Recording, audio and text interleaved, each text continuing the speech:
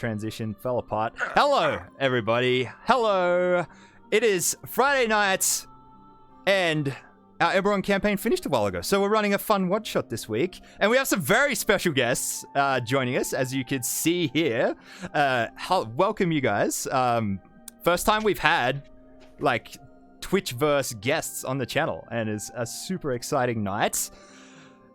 So we've been... our Eberron campaign that just finished was almost a year long, and it was full of suffering and misery and darkness, and so I thought, you know, in the time between now and our next Eberron campaign, I'd do something a bit more fun and a bit lighter, a bit lighthearted, and then what I thought I would do was exclude all of my Eberron players from it and bring in some other friends from the Twitchverse. So that's what we're doing tonight. So the correct choice.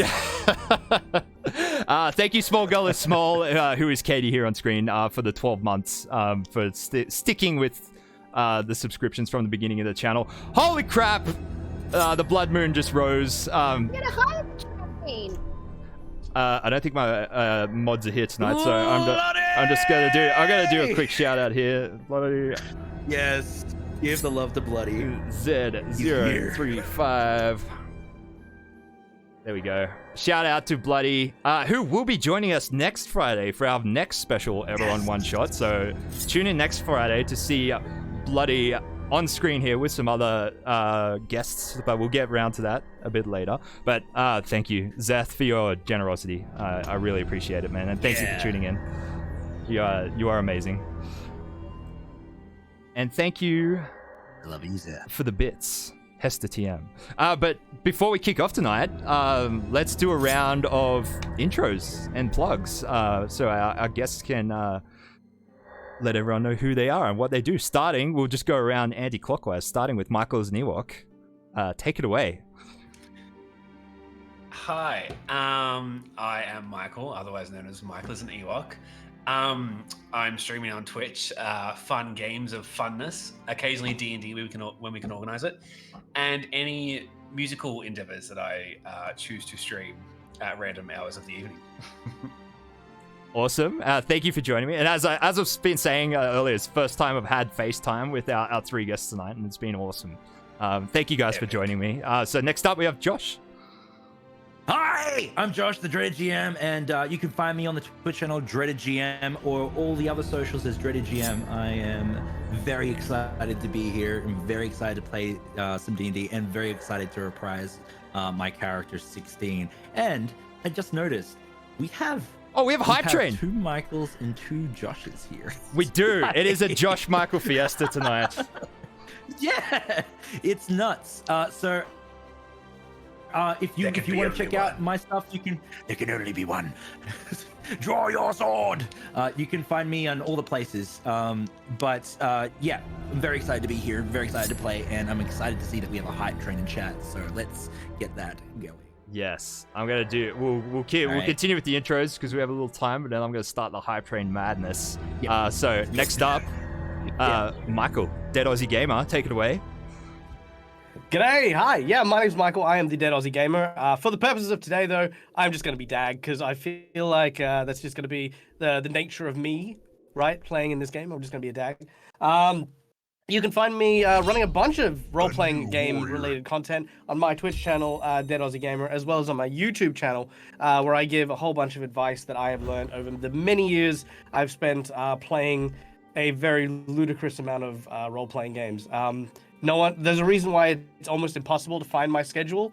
That is because I almost jump at every opportunity to do cool stuff, which is why I'm here, because this is the coolest thing to be doing on a Friday, is hanging out with you, Pesh, and all you fine people, because, we all get to do the thing we love doing, and that is role-playing, and I cannot wait to bust out this character. And by the way, for the people who are fans of Dredd and myself, right, Dredd did not tell me he was playing 16, and I am hurt, because I would have happily brought Barnes out of retirement.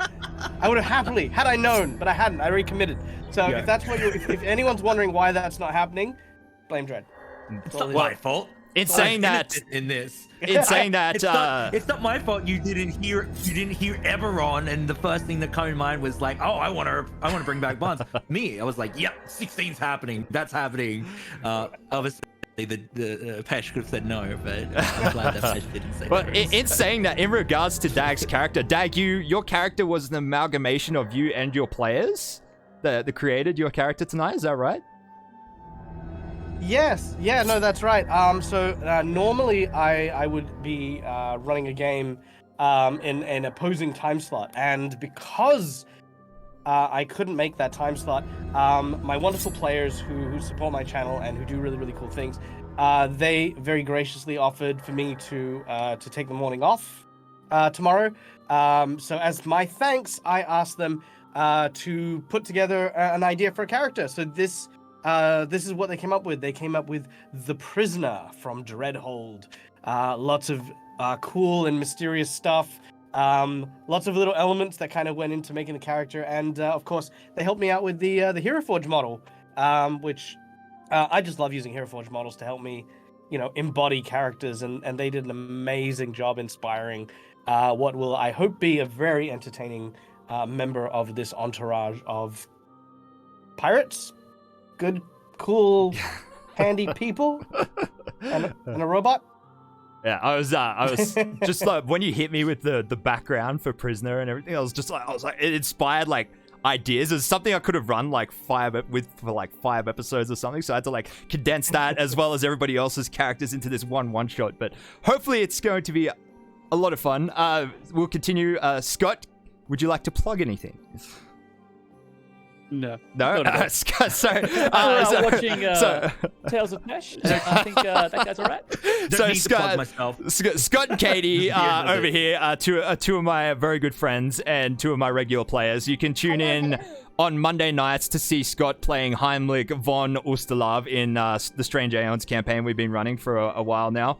And Katie has been a sporadic player in Humblewood, which only fires every few months, but it's a lot of fun what we do, and I'm sure she's going to be appearing in a lot more things on the channel in the future. So, Scott and Katie, everybody. And before we continue, Cool Fam, thank you so much for your generosity. And the hype train's at level 4, guys. What do you... Thanks, James. Thanks for gifting subs. That's the hype train. That's the... Goddamn, guys. Thank you so much. I'm going to struggle to keep up with chat tonight, but... All the way. Thanks so much, guys. Yeah, all the way. Where are the mods? There it is. Thanks, Seth. Let's get it, bloody. All the way. Yo. Let's go, bloody. All the way. Goddamn. Thank you so much, Seth. The hype. Yeah, he's bringing the hype. Hells yeah. He's the conductor of the hype train, no doubt. And thank you so much. It's going to start sounding... Go. And I can't wait to play with Zeth next Friday, so that's going to be a lot of fun. And we've got a very fun session lined up for next week. Alrighty, well, 23%. Let's go. Let's go. We're nearly there. What happens at the end? What happens at the end? We win! That's what! 93%! Let's go! I was gonna say, this is about to sound like the trash compactor from A Hope second.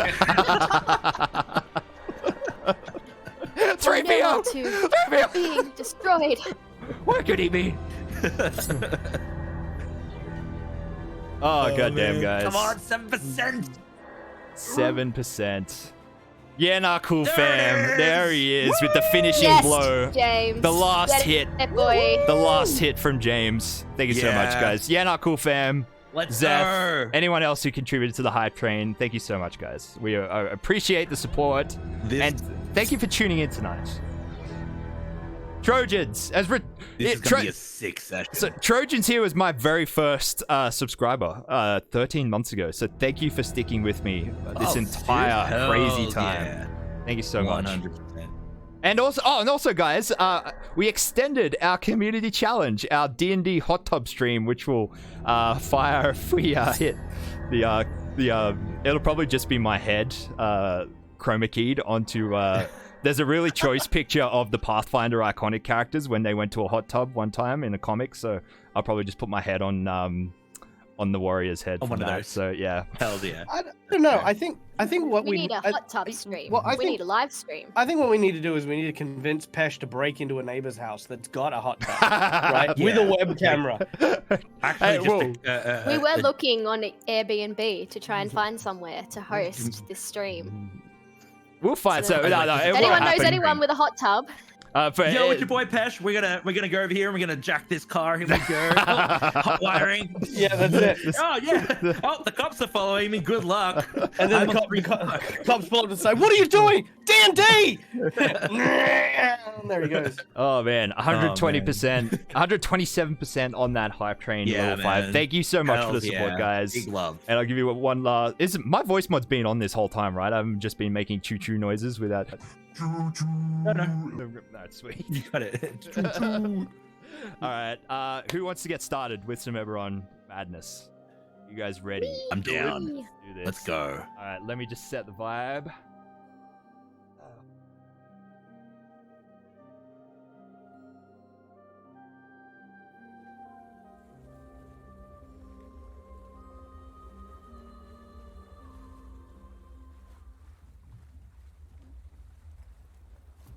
All right.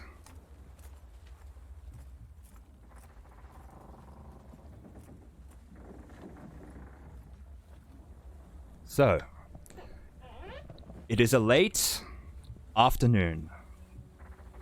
We find ourselves on a dramish fishing carrack. Somewhere in the sea of the Lazar Principalities, not far from the island of Crag. The sun is setting behind the ship, casting an orange, sparkling hue over the ocean. And standing on the deck of this carrack, looking over the bobbing, still swell in front of the carrack, and a distant island is a figure covered in bandages, wearing manacles. Dag, would you like to describe your character? So, standing on the deck, you can see this this figure that has a shirtless outfit with long leathered tailored pants, various cuts and scarrings on his upper body. He has bandages wrapped, concealing his face, shy of his eyes, which peer between the wraps. He seems to be leaning on the edge of the boat, not too, I guess, familiar with the oceanic lifestyle, and rattling at his feet, hands, and around his neck are these very, very heavy set chains that are dented and worn, with runic markings etched into each and every one of them. The sea air is quite palpable. I never thought I'd get to see it again, but if it wasn't for the smell of these rotting crabs everywhere, I might appreciate it a bit more. But we're all here for our own reasons, and the money might do me some good. Perhaps there are others around here in a similar circumstance that I might be able to discuss other options apart from boating with crabs. You hear a gruff voice from behind you and a set of heavy footsteps approaching on the deck. You get used to the crab smell eventually. A clawed, furry hand claps you on the shoulder. The Knoll, the captain of this carrack you're traveling on, referred to as Philippe, or Captain Philippe. You turn, see, you feel, as well as somehow over the smell of crab wafting over the deck, the smell of freshly eaten seafood wafting out of his jaws as he gives a sort of hearty guffaw. And you turn to face him. Captain. I sure hope that the smell will, of course, acclimate, but I must thank you again for allowing me passage on your ship. My hands are eager to work and eager to help out in any way I can for your discretion and generosity. Well, of course, and you've been a most useful so far, particularly in bringing up the latest haul. And I'm sure, as you've noticed, I can use all the help I can get. There's a sudden interruption of the conversation. You hear a high-pitched shriek from behind you, and you turn to the source of the commotion. This Dramish fishing carrack that you're on board is sort of like a whaling vessel, and it usually would drag a whale on board and be supported up in these sort of rafter-like apparatus on the front of the boat. Only today there is an enormous crab, huge, almost 20 feet in length, and apparently still partially alive. Its sudden scuttling of its legs as it's supported up in these harnesses has alerted Captain Felipe's crew of goblins and kobolds, and they begin shrieking and flailing around the deck as this crab just begins flailing wildly with its pincers. Devourer, save me. Is it on a deck that's like slightly lower to the area that we're on? It is, yes. There's a few steps down to it. So what I'll do is I'll sort of strain my shoulders. And he says to the captain, "Well, the exercise is still good." And I want to leap from the top banister. And as I do, I want to head downwards with one large fist and use Stunning Fist on the top of the crab's shell. Trying to hit it square just above where the ridge of its eyes would be. All right. This crab is on the edge of death already. It took quite a beating getting up on the boat. So it most definitely fails its save against that. And you come down. You hit. There is a crack of chitin as you stun the crab.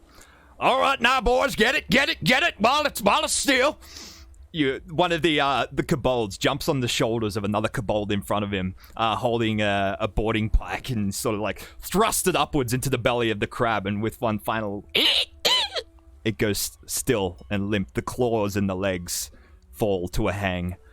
The kobolds and the goblins let out little cries of joy and relief that nobody got decapitated during the incident. It's like, yeah! Well, thank you again, prisoner. Are you sure there's not another name you'd like me to refer you to as? Looking out at the crab and the goblins as they frantically move around this thing, he says, "Well, prisoner does seem a little bit on the nose.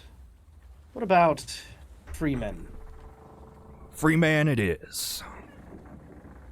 Well, Freeman, I'd say you've earned a bit of a feed. I'd say it's going to be an hour or two before we reach Crag, at which point I assume we'll be parting ways, unless you feel like you've become more acclimated to the sailor's life.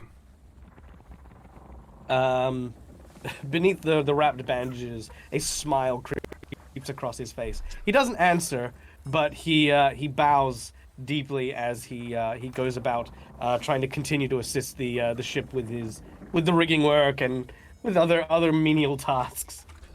He does not wish to seem impolite, but also does not wish to continue crabbing. As you continue to toil, you every now and then steal a glance and observe as the goblins and kobolds are attempting to butcher this crab while it's up in the harness, using their pikes to sort of open the chitin underneath. They're failing terribly at it, despite being stacked 2 or 3 high on top of each other. But around 10 minutes later, there's another shriek of alarm. You see the kobolds and goblins shrieking and scattering. The crab isn't alive again, but there's some strange bulge and pounding coming from its underbelly. And we're going to cut to another scene here. So now, let me just set the mood.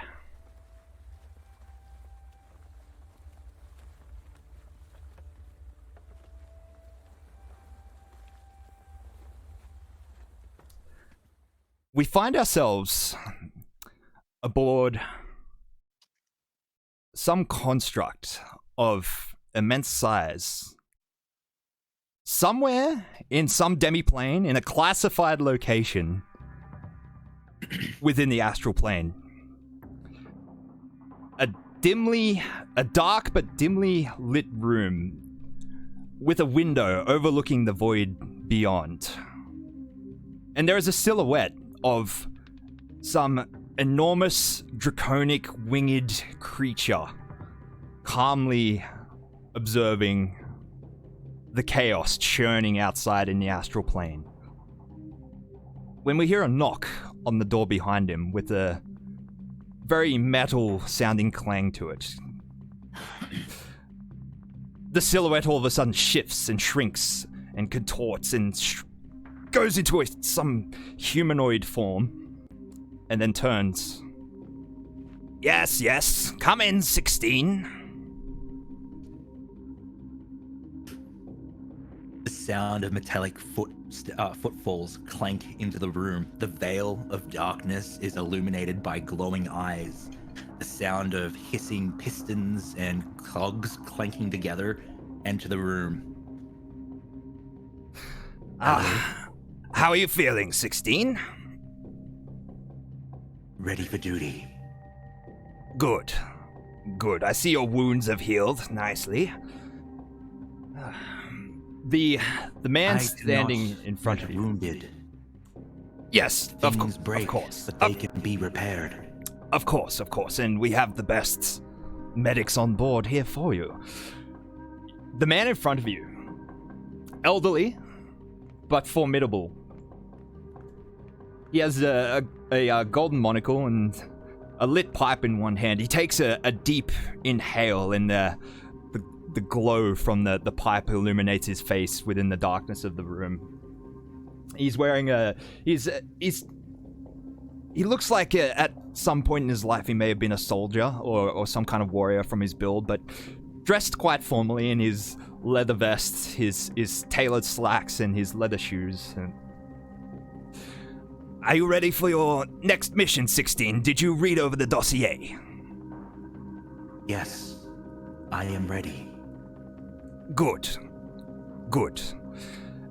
Are there any more details that are pertinent to the mission? There that are, may 16. Not have been included in the dossier. More of a Please. reminder, more than anything. Let's not forget we are a clandestine organization, 16, so I need you to please keep a low profile. Come up with some sort of cover story. Seen me, Director? I don't really register as low profile, though I can turn off my profanity filter if you like. Yes, actually, 16, considering where you're going, your profanity filter may be a boon to you, so perhaps keep it on. But listen, concerning Profanity filter on. the item you're after, you're heading to a place on Eberron that is a little less refined than the rest of the world. So, we could run off the assumption that the locals may not have even figured out what it is yet. It may have even been traded at the local brothel. So, Define brothel. it is... You know what, 16? There are some things that you need to work out on your own, and besides, if I find out you're spending too much time in a brothel, you'll be in more strife than the Kithri incident. You remember that?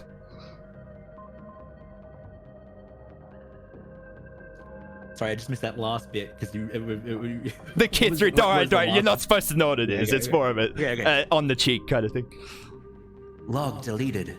Not sure what that was. Yes, fantastic. Let's keep it that way, and hopefully accounting will too. Now, listen, 16, you've been doing... Mission registered. You've been doing Inquiry. Brothel. You've been doing some good work for us in the past years, and I think it's about time you've earned this. He slides forward on the desk in front of him. It's roughly 5 by 5 inches, a very smooth cube. It has illuminated buttons on each of the 6 sides.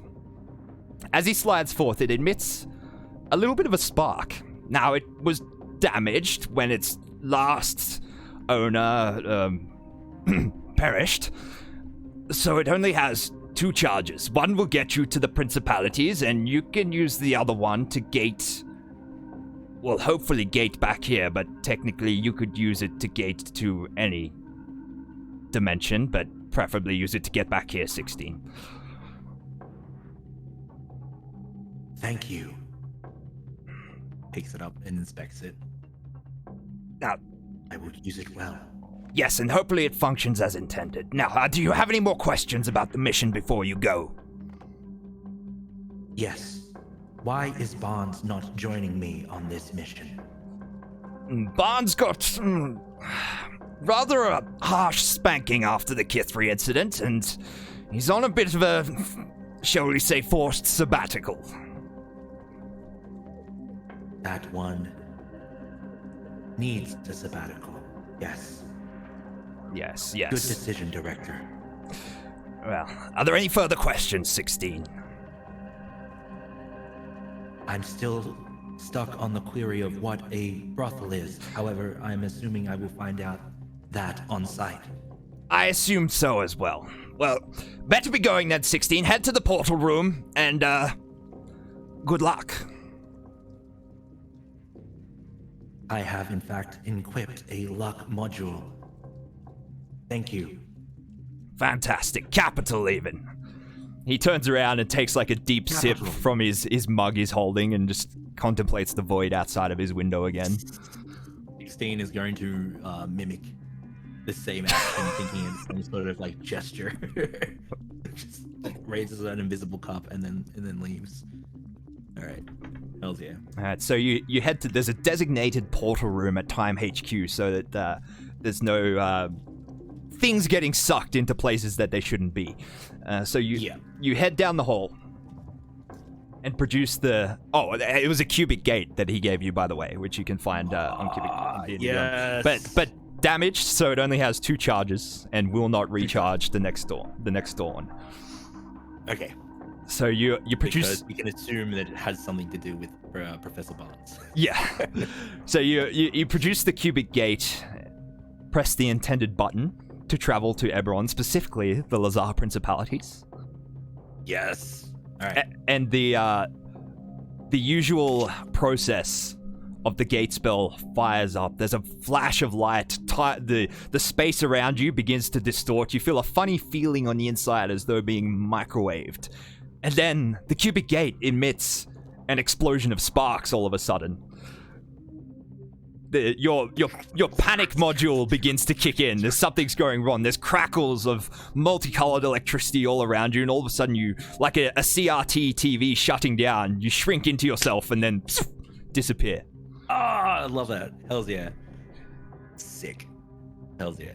Meanwhile, back on the boat in the material plane, I'm just going to change the vibe back to some sailing. And prisoner, free man, you watch as all of a sudden, one of the most peculiar looking warforges you've ever seen falls out of the gut of the crab, falls 10 feet to the deck, face first, covered in guts.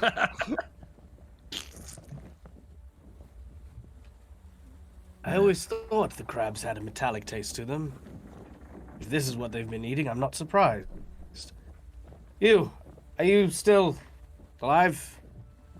Pushing myself up amongst the crab offal, I stand up and I start looking around at the goblins and I start doing this. Greetings. Greetings. Greetings. Query, what is a brothel? What is a brothel? Where is the brothel? Point me towards the nearest brothel. You hear the sound of weapons unsheathing. Captain Felipe steps forward with his pike. Looks like we got ourselves a horny stowaway. Captain, if I may, this being is not necessarily as simple as a stowaway. usually the members of the Warforge move with some purpose. If a brothel is what they seek, then perhaps they've simply been misled or misguided. How one could get so lost as to find a brothel in the interior of a giant shellfish is still beyond me, but I believe that if we were to perhaps assist the horny stowaway in finding a brothel, it may Do be... you wish to designate me horny? Is this my new handle? Oh god, no, please. Do you have a name or a designation? I am known as 16. 16. Well, 16. I am Freeman, and this is Captain Felipe, and you're aboard the crabbing ship, whose name I have memorized perfectly. The sea bitch would be what you are referring Yep. to. That is Fine what... bitch. This is not a brothel. Sorry. Define. Among Colloquialisms used... Colloquialisms used by seafaring folk in order to undermine one by reference to a female counterpart of a mammalian species. precisely, well said, Freeman. But if it is a brothel you seek, we are only a short distance from the port, and I'm sure that the sailors have a quite experienced knowledge of the places of the night that one might find themselves. Do you want to explain to me what exactly you are doing in the belly of that crab, Warforged? Activating deception module. I'm not quite sure. Crabs have a tendency of picking things up that are on the seabed. I assumed that I was deactivated, and then it picked me up, and for some reason I reactivated. Perhaps it is the sun that is charging my batteries. Roll me a deception check.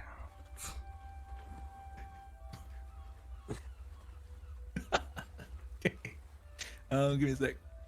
Disadvantage. Is that wait, just straight or is it disadvantage? No, straight. Straight? Okay, give me a sec. Let's do it. Oh, was I meant to select my token? No, you only have to select your token for initiative. So, a 9. Well, that sounds like a loaded baloney to me. He turns around to his kobolds and goblins. What shall we do with him, boys? Shall we haul him? Or shall we haul him?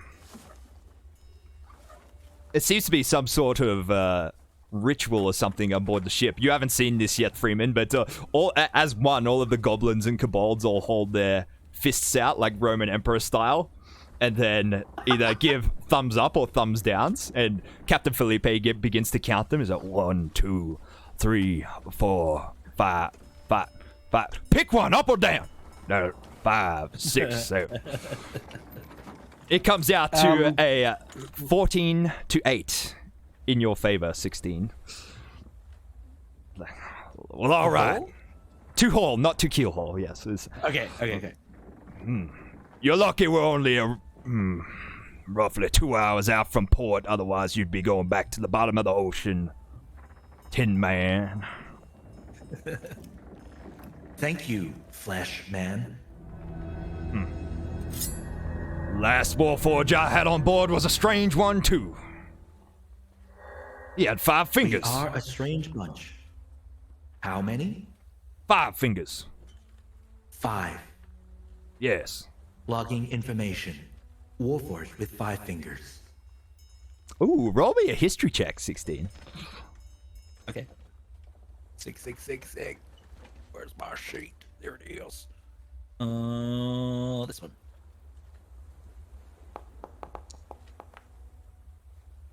You heard it's not something strictly factual in your databanks, but it was more of a rumor during the early days of the last war and the rolling out of the Warforged that there was a unit of 12 dark-plated warforged with 5 fingers.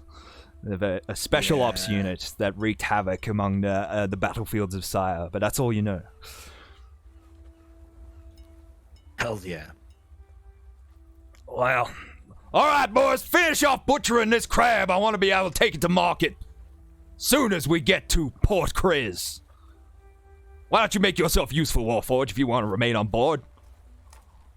I guess technically you already have. You busted the belly open.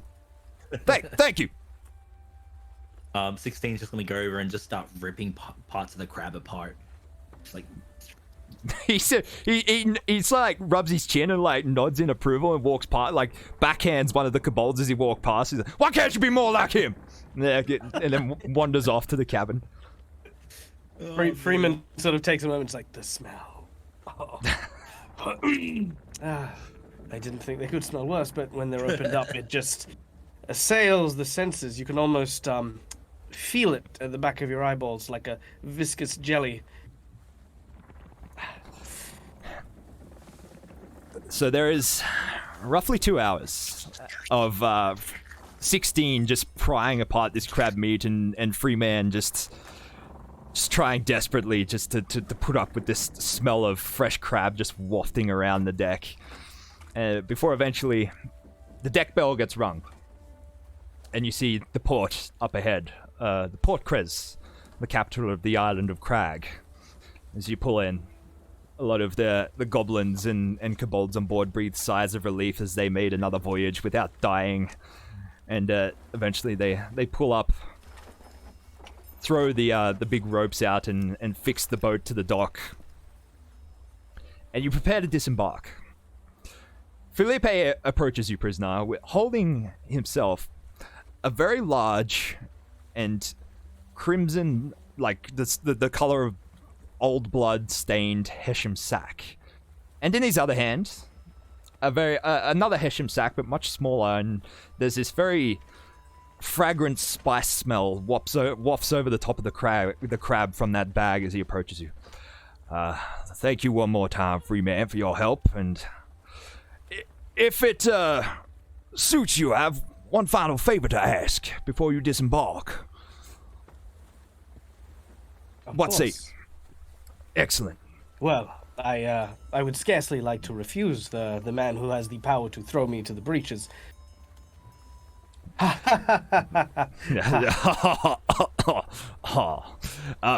Here. He thrusts the bloody bag, and the bag does clearly have some sort of spice in it, like towards you. So, there is a tavern not far from here. Follow the water's edge, less than a mile. Called the Thick Buccaneer. Can't miss it. Old ship. I often bring deliveries for the cook there. A friend of mine, an old friend. A boy named Sue. If you could kindly take these to him, I'm sure he will much appreciate it, and so would I. In the meantime, you mentioned you were looking for, how did you put it, contacts to reach out to concerning the situation. He sort of glances down at your manacles.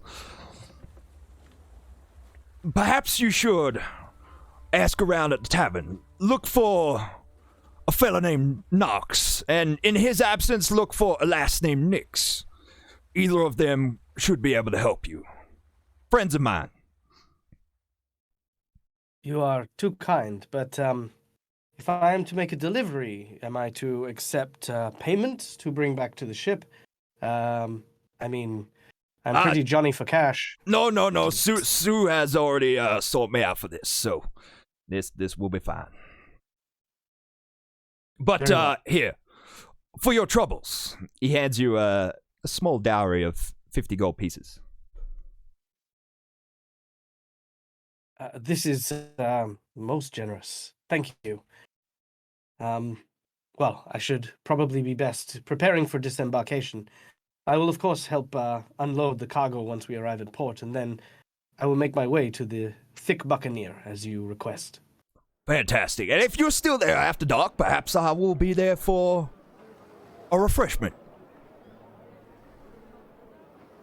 Once again, Freeman bows and excuses himself, as it were. And what about you, Warforged? What's your business here in Crag? Assuming this is where you want to be. I am looking for traders. I am interested in procuring precious gems. Perhaps you have some? I'm afraid I only deal in seafood. But perhaps I see no food. keep an eye out on the way through town, or perhaps head to the Thick Buccaneer. It's quite busy, quite popular. Perhaps you can find someone carrying what you're after, or at least know someone. Yes. Yes, Well, I will do that. Mr., Mrs. I'm not sure how to address a Warforged. I do not have a gender. I once did, however, no longer. Very well. 16. Yes. If you are seeking treasures of a gemstone variety, then perhaps you would like to accompany me. I do tend to find myself in the presence of rather lucrative work where I can, and I'm sure that with you in company, I would definitely find myself in much resources in regards to gems and rubies and pearls and whatnot. I find this agreeable. I can't quite place it, but there's something familiar about you. Yes, I will follow you. I tighten my bandages around my face a little tighter, just in case. Yes, there's a little nuance to what Freeman is saying. Basically, at this point, he intends to sell the Warforged for a very vast fortune, thus leading him to gems and pearls and rubies and all sorts of things that people are going to pay me for a Warforged, which would be awesome. Query, man of bandages. Are you hurt? Do you seek medical attention? Other way, yes. But I'm afraid that only a master of the arcane will be able to staunch the wounds that afflict me. Query, you wear manacles. Are you a criminal? I walk away. Query. 16's just gonna keep asking questions. A little faster. So you guys march your way along the waterfront, passing through a market district, turning a lot of heads. A bandaged man in manacles with sort of the pale skin, being followed by a very, stumpy Warforged, just berating him with loud questions as you make your way through the marketplace. And eventually, up ahead you see it. At this point, the sun is almost completely set. There's this sort of last glimmer as you look to the water of gold over the horizon as the peaking sun just dips below the waterline. And you hear commotion up ahead, coming from, indeed, what appears to be a large decommissioned ship sitting up on the rocks just in front of the waterline. And you see, as well as a crowd of people coming and going from the door in front of it, the flickering of colored mage lights coming from the upper deck. It's sort of, they glow through these what must be ship sails repurposed as weather awnings on the top, and sort of throw these colored hues onto the awnings, giving it a very sort of almost fayish kind of vibe as they gently throw these colors around. But you hear the sound of instruments and revelry and people drinking and laughing and dancing, and as you approach, and you do approach, and as you get in front of it, this tavern is indeed very busy, very bustling. Someone accidentally knocks into you, Freeman, as they make their way out after some revelry. Perhaps one too few many ales, and sort of lays a burly sailor just accidentally knocks into you. Hey, watch where you walk in. And then continues to stumble along. Yeah, go on. Oh, I was going to say, if there was going to be a tussle there, 16 was going to come up behind Freeman and just like sort of stand there and look down. But he walked on. You know, he walked on. He gave you a long look too. Like his head just all of a sudden became a swivel, and he looks you up and down while hiccuping. He's like, ugh, it's got an exhaust pipe, and then continues walking. As he bumps into me, can I pick his pocket? Ooh, roll a sleight of hand check for me.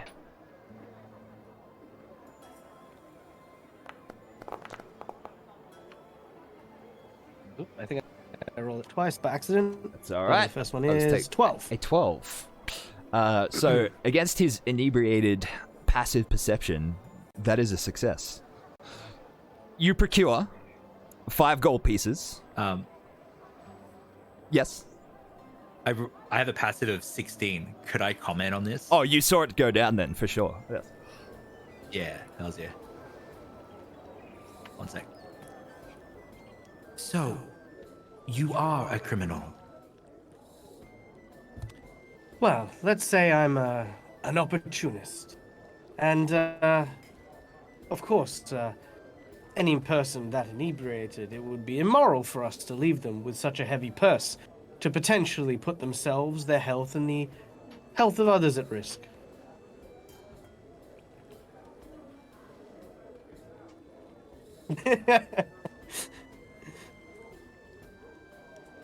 Monk wisdom. Who needs rogues?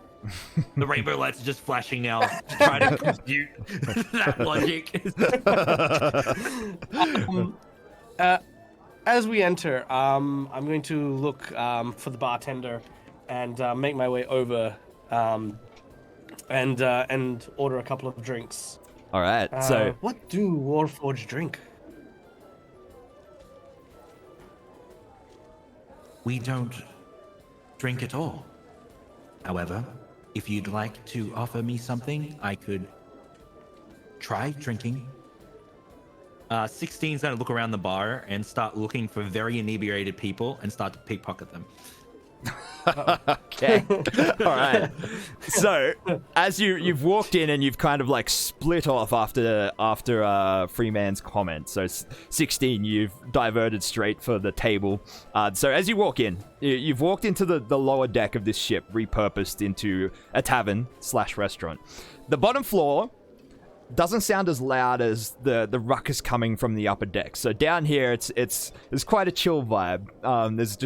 There is a single large table and a few bar tables, and a few people enjoying a quiet drink with the music and the revelry washing down the stairs from next to you. So as 16 has stomped off towards the table, and Freeman, you've sort of taken a few steps towards the bar, and the bartender turns to notice you. A very sort of large and well-built Warforged. If not a soldier, then they must have been built for construction purposes or something of the line. But they are dressed in a tavern wench's dress from top to bottom and wearing a red scarf on the head. And they in the middle of shaking a cocktail shaker over her shoulder. She turns and notices that the two of you have walked in. Well, well, well. Look at these two peculiar individuals that have just walked through the front door. Now, I know you two gentlemen are going to check those weapons before you walk into this bar. Do you mean these? I will mimic. While I bear arms, you can see I don't bear any arms. There is no weapon. Oh, do you stow your weapon I on? have a bound weapon. Oh, So right, because it's you're an in a- Eldritch Knight. Yeah. Yeah. All right. Yeah. And I'm a monk, so I just copy and exactly the same. I have no You do. weapons. You had a few other hand axes and stuff in your inventory. Did they all have that effect, or just your main one? No, just a bound weapon. But most things are kept in my backpack in various panels inside. So unless she has X-ray vision, I don't think that she would have been able to see him because I don't think I've equipped anything outside of my carcass. Okay. Essentially. All right. Oh, yeah. In that case, she passes it off as a joke. Ha ha ha. Yes, Ha ha ha ha. I'm afraid, yeah, you stole my bit just there. But yes, I was referring to the gun show. That is, in fact, what I was talking. What can I get you two gentlemen? 16, do you continue to walk over to the table to commence pickpocketing? Oh, yes. I want to look for the most inebriated one. Okay. All right. Roll me a sleight of hand check, and free man. Would you like Just to? so everyone knows, I have a -3.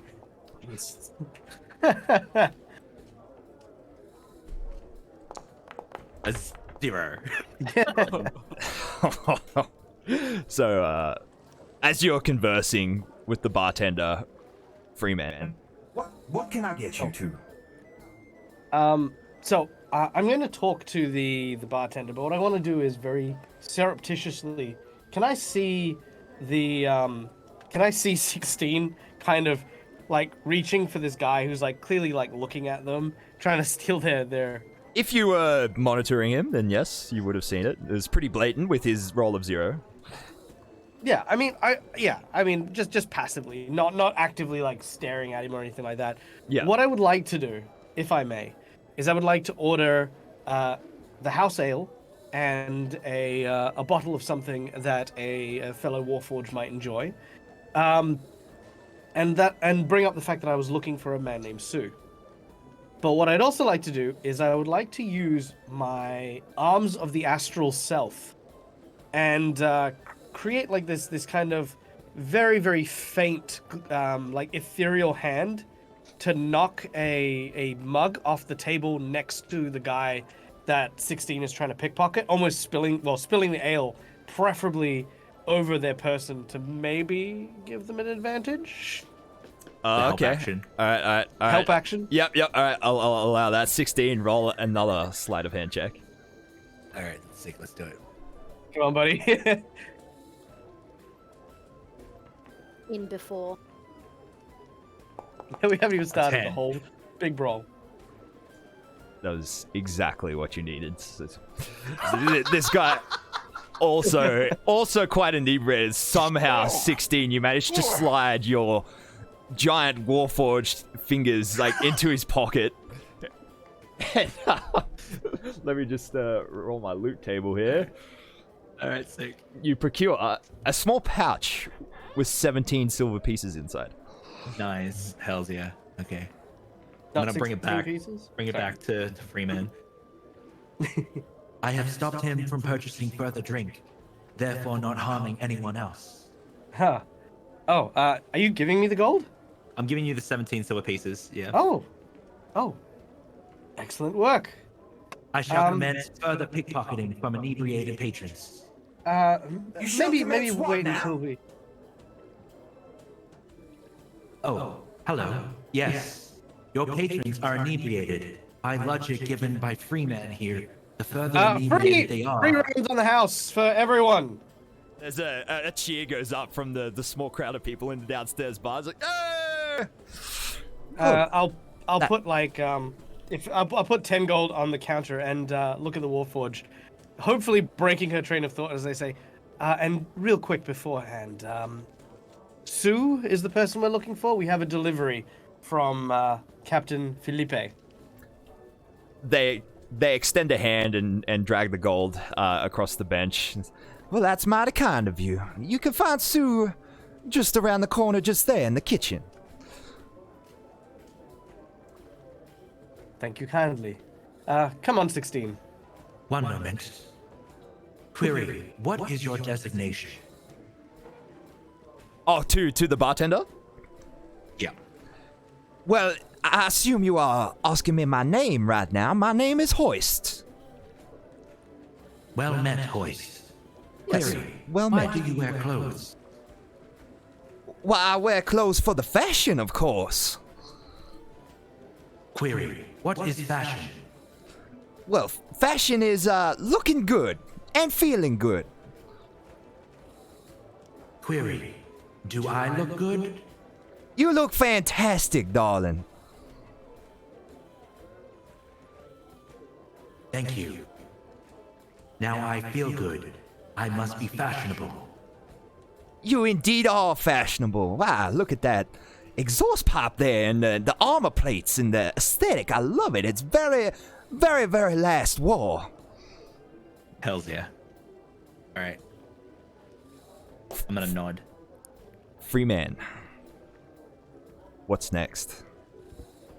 Well, I'm going to follow the directions of Hoist and head into the back. Or, well, in the direction that they pointed. Yep. All right, so I'm kind of like there's kind of some good tingly feelings about like the Warforgers are getting along, and, and I've got to remember that I've got to make sure to compliment 16 on his appearance at some point or another as well, or get him something that like a hat. I don't know. All right. So as you the corner as you can see on the map, the kitchen, there's a gap that Hoist pointed to on her right, leads you over, and there is a very strong aroma of cooking fish coming from this kitchen, sort of intertwined with some very, very complex aromas of spices. Whatever is being cooked in there is definitely on the level. And as you round the corner, and there's a wave of heat washes over you from the oven, and what appears to be some kind of body odor that meets your olfactory senses. And you see standing in front of you our next character, Sui. Would you like to describe yourself? Yeah, I'm a virile beacon of manhood. My prominent tusks protrude from my bottom jaw. I have a boorish nose, a thick head of greasy hair, and a rather stained apron. I'm wielding a freshly sharpened cleaver, waving it around, inexpressive gestures as I call out, "Ogres, bloody bollocks! Hoist, you better get these fucking orders out before I scrap you!" Don't you dare talk to me like that, Sue! What was that? You heard me! You hear like the sound of like breaking crockery as I'm throwing around plates. You've just seen bandaged, manacled man cross the threshold into your kitchen with a large warforged following him behind. You better not be stepping into my kitchen. I checked my feet. Am I in the kitchen yet? You are in the kitchen, yes. Oh. I'm aggressively coming towards you very quickly with my cleaver. I'll hold my ground and seeing this, because the thing is, Freeman is not a tall individual. He is he's 5'8", so he's like average human size. And what I imagine coming towards him is this mountain of pigman meat, and he just when he's about maybe 4 or 5 steps away, he'll produce the bag of supplies and hold it out in front of him. Like as I'm rushing forward, like, where's Philippe? He sends his regards, but unfortunately he's busy with the latest catch. I am here on his behalf.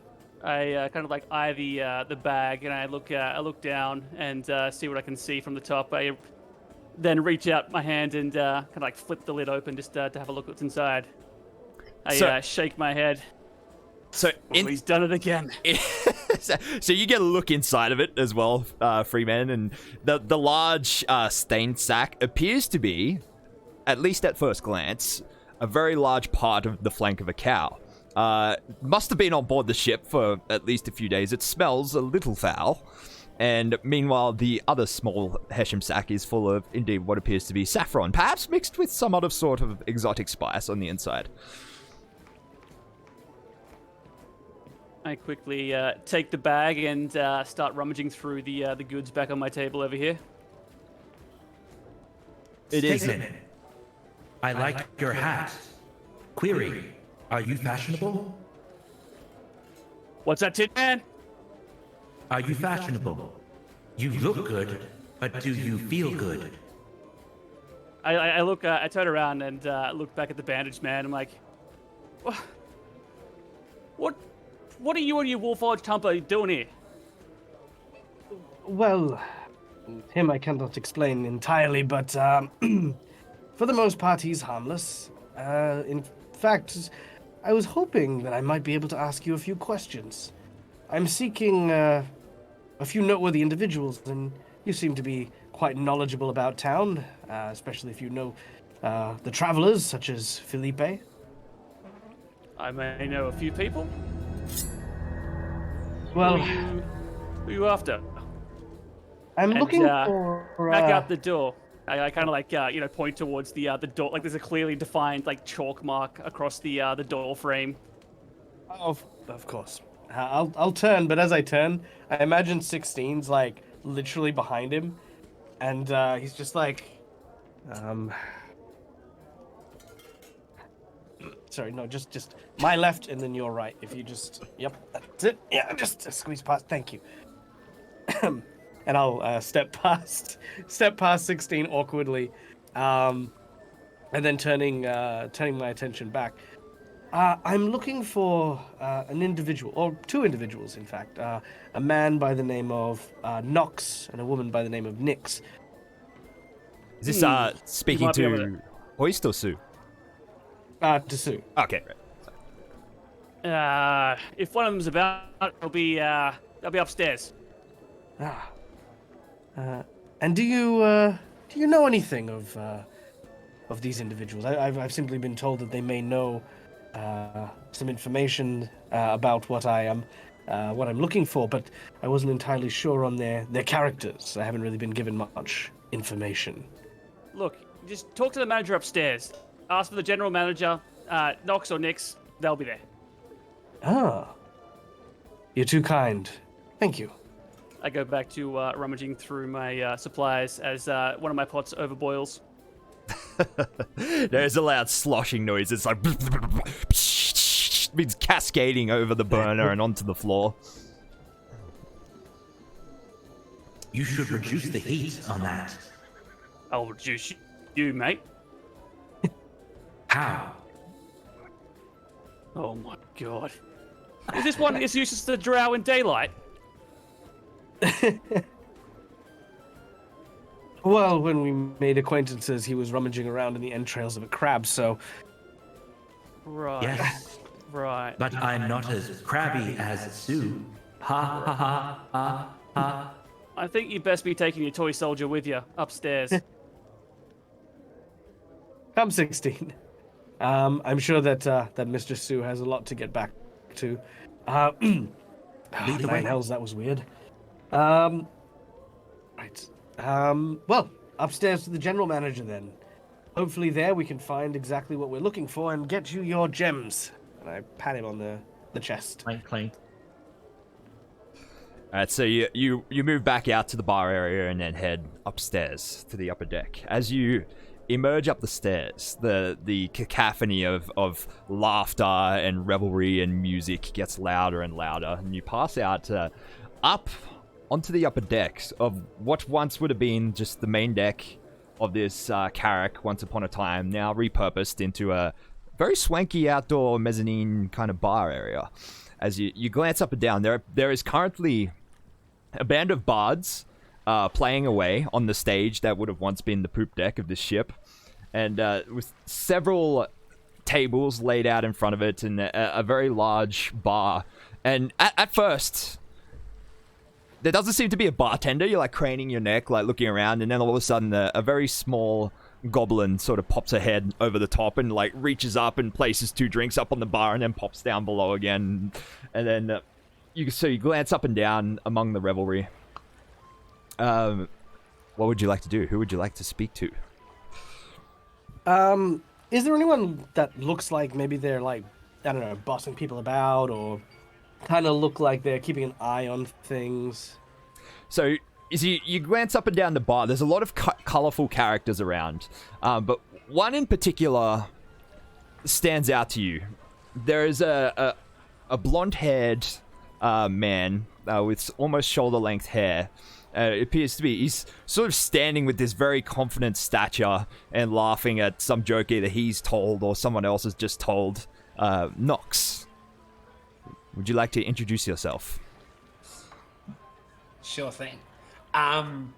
Nox at the moment appears as a shorter than average male human, at least for the time being. Shoulder length hair that's sort of swept back at the moment. He's got a dark shirt that's got his like sleeves rolled up with a black vest over the top, and always has a dagger tucked into his belt. So this man catches your eye. He appears. He's walking from table to table, sort of talking to the patrons, cracking jokes, making like finger guns in all sort of different directions, and he appears to be some sort of showrunner up here. I will wave to try and. Actually, you know what? Are there people like sitting down just watching the performances? There is. So beverages. Yep, there's food, beverages being brought up and down the stairs by hoists, and occasionally Sue ducks out with some as well. There's people sitting down watching the bard performance. There's a handful of people dancing in front of the stage. So I'll invite 16 to come sit with me on one of the unoccupied tables, and wait patiently for Nox to come around to our table. All right, so you take a seat. You take a seat with him, 16. Yeah. All right, so the two of you sit down. The seat, the sort of ashwood seat groans under 16's weight as he sits down on it. It's like, and it doesn't take long. Build you out of. It doesn't take long before you catch Nox's attention. 2 new patrons, 2 new opportunities to drive up sales. Nox. Nox makes his way over towards the two, smiling this huge grin, which immediately turns to revulsion as the wafting smell of crabs comes towards Nox. It is a pleasure to meet you, but I mean no offense by this. Have you come from the brothel? Query, where is the brothel? Well, it's 2 blocks away. I must be going.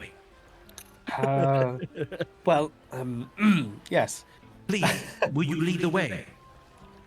Of course, that can be arranged later, but for now, perhaps you would like to stay and have some beverages. Yes. Some beverages would be lovely. I've got a couple of drinks ordered downstairs with Hoist. However, I am hoping that maybe the general manager might be open for a word. A man by the name of Nox, I believe. Well, if it is Nox you're looking for, you have arrived at your destination. Excellent. Allow me to introduce myself. I am Freeman, and this is my traveling associate, 16. We're in search of a multitude of different things, and we were hoping that somebody would be able to help facilitate this search. Myself, I am in pursuit of a caster of sorts, someone able to perhaps weave the arcane, and I'm just going to kind of very surreptitiously gesture at the manacles, which have the runic markings all around it. I see you've caused some sort of trouble from where you've come from. Let's just say I've had some political disagreements with people who much prefer to deal with their issues with skulls and shackles than with pen and quill. I understand. I will ask no further questions. How do I know of someone that might be able to assist them? You do. Whether you want to part with that information is another. I won't for the time being. I'll gesture to them that I sort of bow and suggest that their drinks will be there soon, and then I walk over towards the bar and go behind the bar to my goblin friend. Is it goblin? It is goblin, yeah. Behind the bar? Yep. Yeah.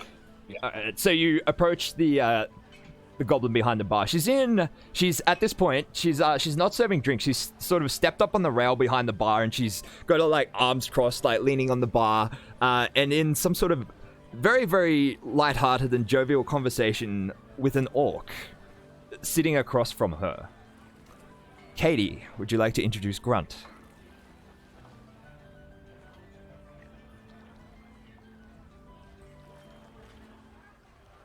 I think you might be muted. Oh no, am I back? There you go. You're back. Apologies. So, Grunt is a half-orc, actually. She is a bit of a traveler. She has come to visit her friend, the goblin Ursula. And she come to visit for a little while and then to sail the world again, to explore and have a good time.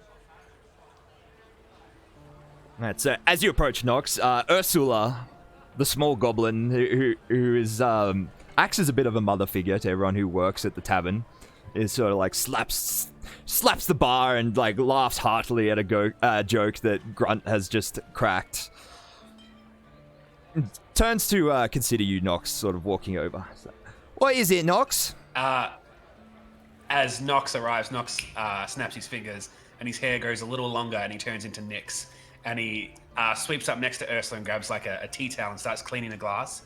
And immediately sort of whispers in a sly manner that there are 2 unusual guests that we have in the tavern this evening.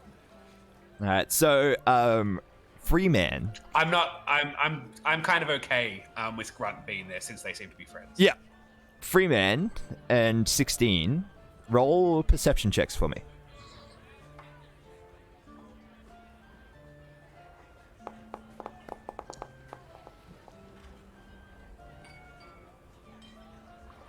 All right. That is a 14. No, 16. 16. That's me. Yes. My result is a 23. 23. Oh! So you both, obviously, having just spoken to Nox, you asked her a question, him, or now her, you watch as she walks behind the bar and then shifts form. Obviously, Freeman, you recognize this, that they must be a changeling. With such an easy and fluid form shift. At 16, maybe this is the first time you've seen a changeling shift forms. I don't know. I think it is. Query. How did that entity switch forms? Changing. Are they magic? Would they not tell you that they are magic? Also, query. Why did you not ask me if I could cast magic? I also know magic. Do you? Yes. I presume that because of your, well, I kind of look at this giant siege engine of a warforged, and I'm like, I just presumed from your. Never mind. You can cast spells, can you? To some capacity, yes.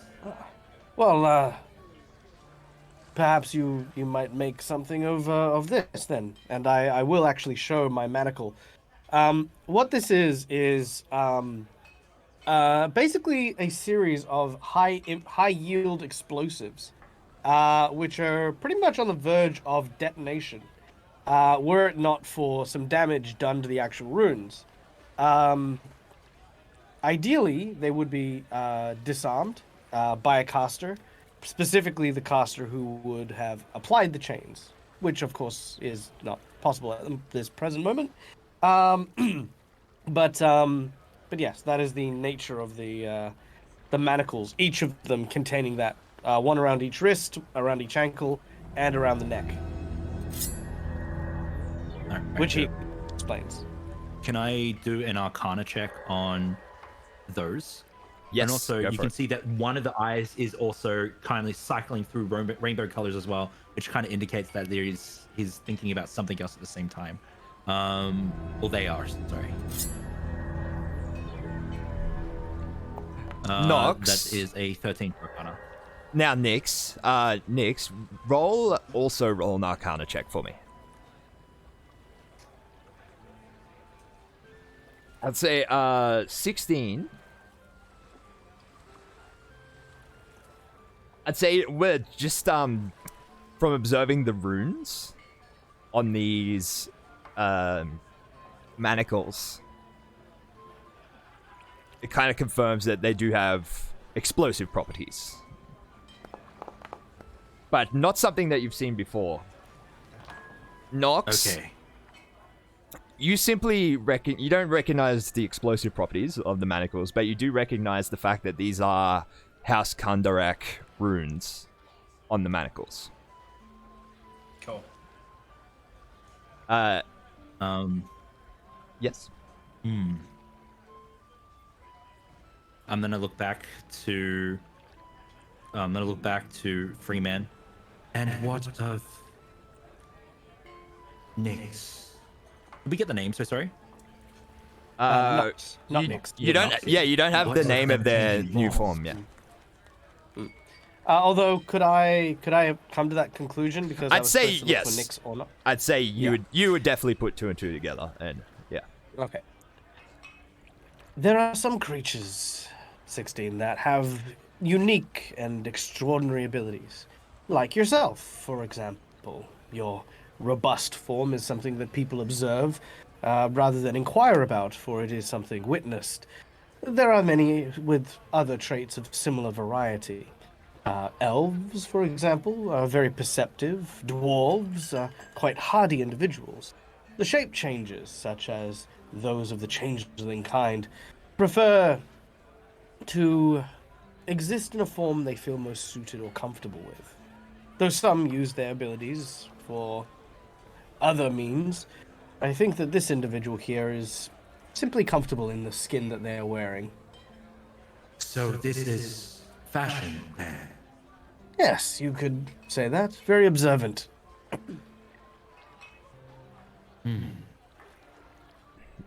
Nox, over I'm at gonna the look over and bar, just observe Nox. as you observe Nox, now Nix, over at the bar. Nix, did you have something you wanted to bring up with Ursula?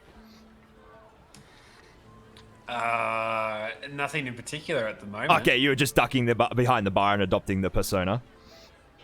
Well, I guess I'm inquiring if there is. I'm going to suggest that I notice the runes on the manacles. Yep. And suggest what our next course of action should be with these the showing of these runes in the tavern. Well, so Ursula looks up to contemplate you.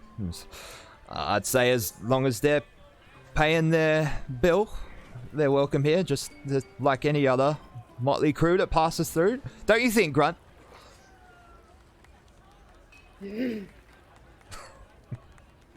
I couldn't have said it better myself. Nix, Grunt told a really funny joke earlier.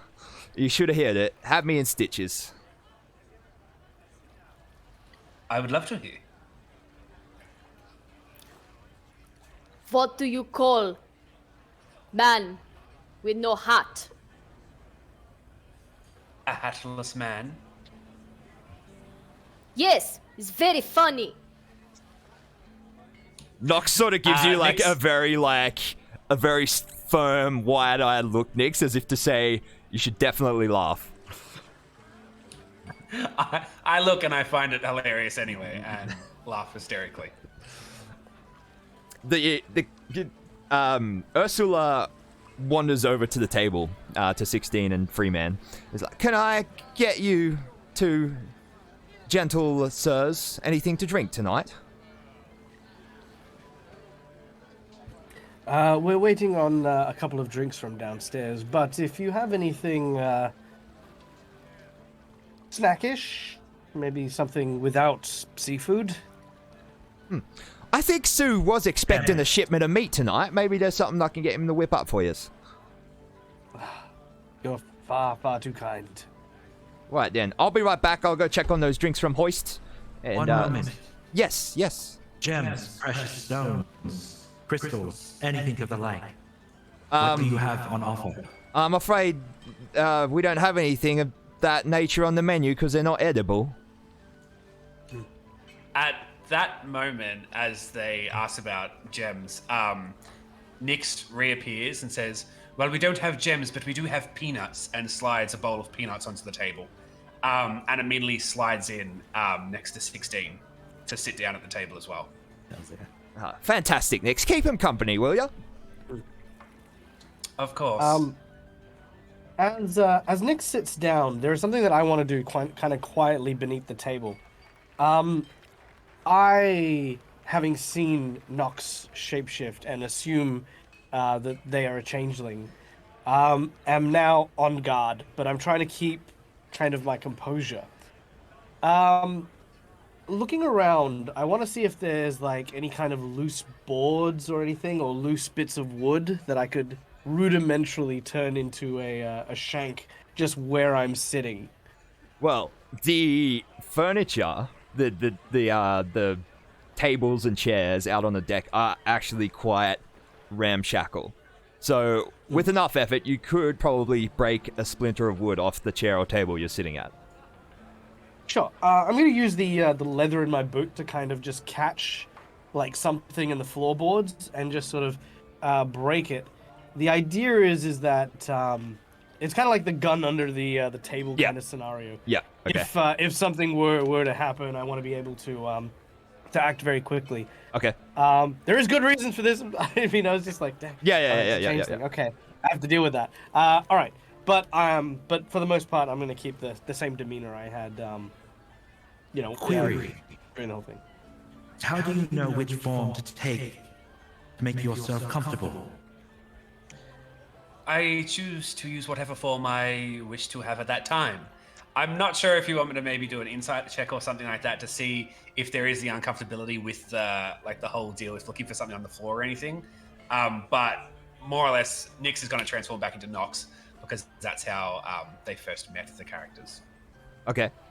And see if that maybe eases their demeanor. Yeah. I'd say if roll an insight check, and Dag, roll me a deception check just to see if you maintain your composure. Ooh, a 20 versus a 3. Natty. I do not. Yeah, I drip suspicion. Yeah, you notice that he's acting very, very warily of you, and when you change forms, that wariness does not subside at all. You know, with that much lubricant and sweat dripping off of you, you could probably slide out of those manacles yourself. Tried, but let's just say that I'm not keen on the results if I fail. Now tell me. You guys. Oh, I was going to say, now tell me, another query we had was, apart from the location of the brothel for 16, was the spellcaster that we mentioned previously. Yes, are you familiar with the prison fortress of Dreadhold? I've heard of it. You see, in my years of my, let's just say, ways, I may have made a few contacts. One of these contracts is a dwarf by the name of Ivan. Ivan is within the prison fortress as a warden. He may perhaps be able to help you with the situation you find yourself in. I'm afraid that will not be very ideal. Perhaps you know of another. Someone maybe closer? Travel seems to not sit well with me right now. Nox, it's, Ivan is a, disgraced and, excoriated prison warden from House Kundrak. Right, Yeah. right. Anyone else, you say? Well, did you? Sorry, just to pull back a little bit. Did you? Yeah. Would you have mentioned the disgraced element? I probably would have held that back for now, I Okay. guess. Yep. Yes, someone preferably closer than Dreadhold. Closer, you say. Nox begins stroking their face and begins thinking as they begin eating some of their own peanuts that they brought. Ursula, while this is happening, walks over to you, Grunt, and says, Grunt, I'm terribly sorry to disrupt you. I know you're a guest in here and whatnot, but I could really use a hand carrying some things upstairs. Yes, of course. Yeah, come on, let's Grunt go. will help. Let's go see Sue. Don't touch anything in the kitchen. I will try. You head downstairs with Ursula, and you both walk into the kitchen. Sue, you hear the sound of multiple people walking in behind you as you're hunched over the stove. I quickly, like, my eyes dart to the door, like, Urs!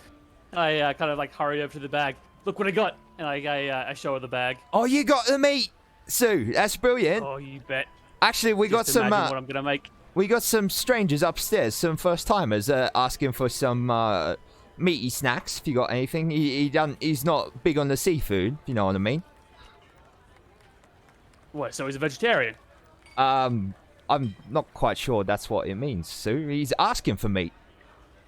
We just got this, Urs. It's all right. Cook some up. Give it to him. Customer's always right and whatnot. You best be charging extra for this.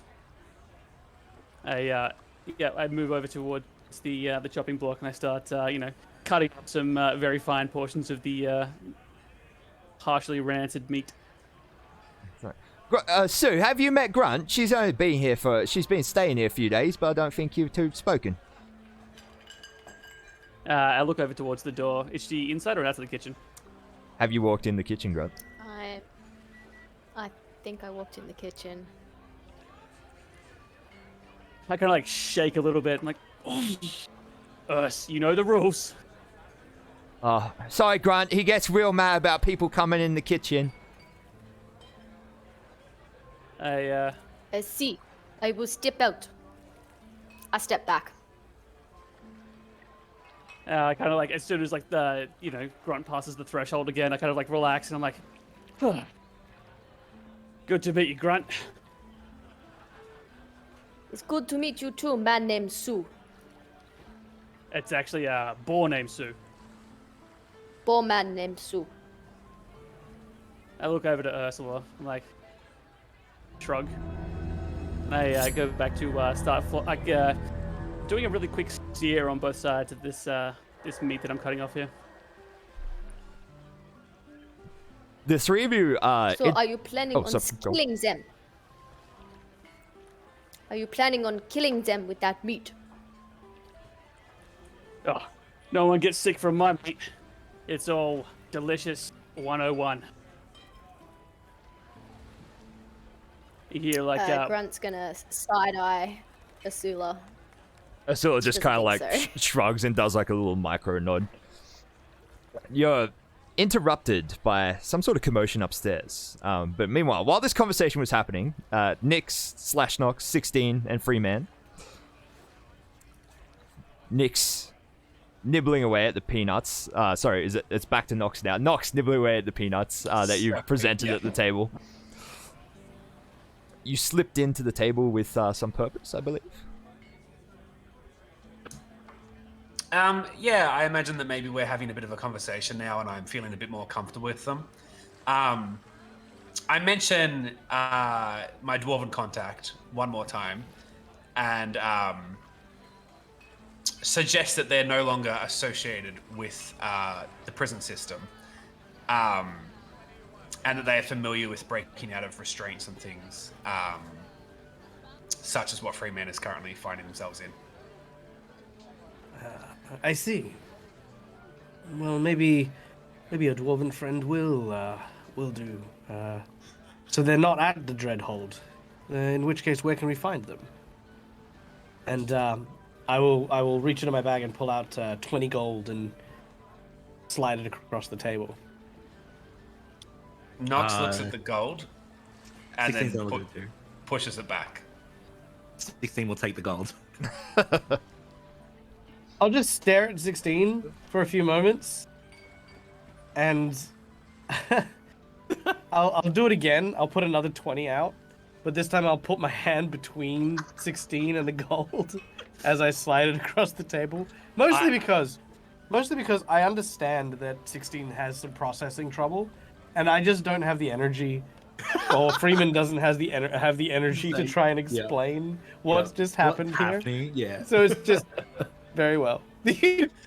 Nox looks at this, realizes this is going to be a losing battle, so takes the gold but picks up one coin, and as Nox is sitting next to 16, sort of looks over 16's body and tries to find like a coin slot and tries to like slide in one. Slides in, clunk, clunk, clatter, rattle. Why did you do that? It was perhaps prepayment for some sort of entertainment you might be able to provide for us. Yes, entertainment. I could do this. Tell me, is there a form that you would like me to change into? I think your current form is quite beautiful. But I wouldn't mind hearing a song or two from such a mechanical voice. A song? All right.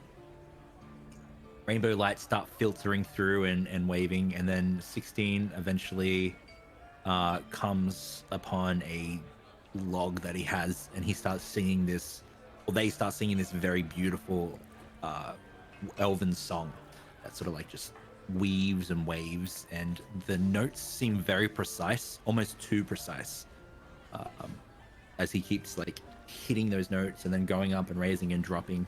The song sings of a great love that once was and is no longer.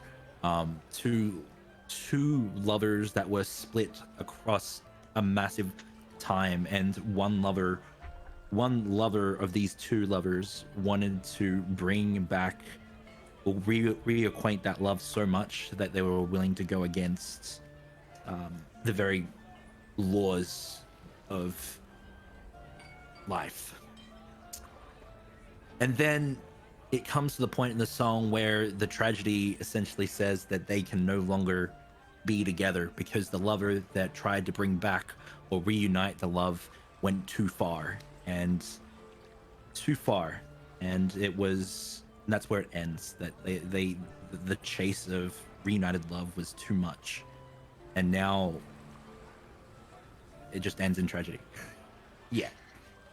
Nox wipes a tear and says, I could have done without the auto-tuning, but I understand the sentiment all the same. Beautiful. I love it. That was Because he would totally auto-tune. That was quite good. I honestly, I'm reconsidering judging a book by its cover. You have a beautiful singing voice and a beautiful soul for, again, looking at this thing that's shaped like a freight train. Just, yes, beautiful. Thank you very much. Oh, no.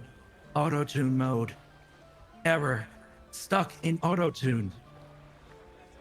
I'm going to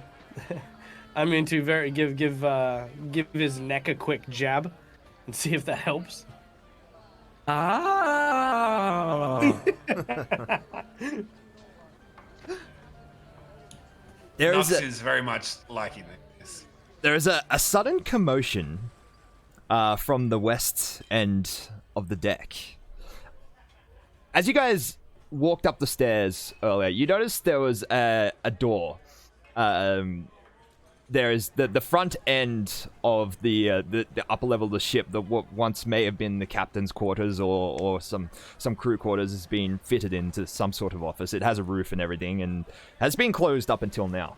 The door suddenly slams open, and a very, very rotund, very large man in a chef's outfit, stained all over in what you think you could have sworn was the crimson color of dried blood, walks past, turns round back towards the open door, and you see a halfling appear in the doorway behind him, and the chef dressed man turns out and yells back, "You will regret this! Mark my words!" And he marches down the stairs with heavy footfalls. The halfling standing in the door behind him, a small, elderly halfling. It just seems to be just his hands just by his side, just sort of shaking with rage. He's very, very well dressed. A light blue ascot around his neck, a sort of very, very loud and purple vest and tailored slacks, and he's like with a shaking hand. He takes a drawer of a cigar that he's holding. Sue, where is Sue? I need to talk to Sue. And he just at haste just walks down the stairs as well, back to the lower deck. He walks down the stairs. Yep. I would like to use a spell. So what I'm going to do is I'm going to look over to Nox. We're in Nox mode right now, or we're in Nyx? Yeah, Nox. Nox. Okay, I'm looking over the Nox, and then see the rainbow lights filtering, and I'm going to start. These runes start humming and buzzing inside of me, and then my form begins to change. I'm going to cast Alter Self, and I'm going to make myself look like Sue. Ooh. Now, I just want to ask this for posterity. Do you look like Sue, or do you look like a Warforged Sue? Like metal, tusks and face and... So the spell lets me change into Sue. However, I guess I could look. It's Alter Self. It can be a perfect form if you want of Sue. So yeah. I was just wondering if he was going into transformer mode and just. I'll go with perfect form. Okay. So that's a second level spell. All right. So Freeman and Nox, you watch. I remember the voice there. Let me see if I can remember the voice. You watch as 16 just rapidly changes into Sue. As the halfling is about to walk down the stairs, he does a double take and sees you like sitting at the table, because you guys are at that table like directly next to the stairs, and he does a double take. He's like, Sue, what are you doing up here? You never leave the kitchen. No, I'm sitting with. Oh. Nope.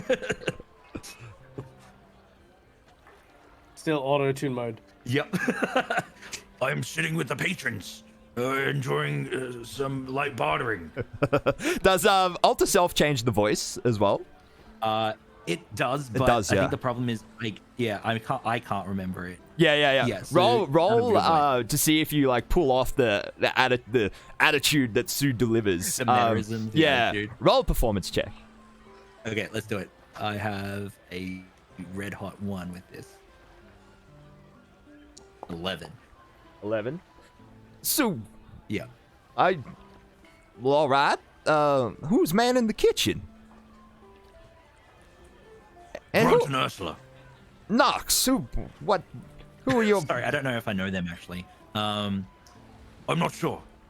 I would say that. That's my actual answer. I just felt like Sue was doing so much work downstairs and needed some sort of break away from all the cutting and grinding and the blood and the gore, if you understand what I'm saying.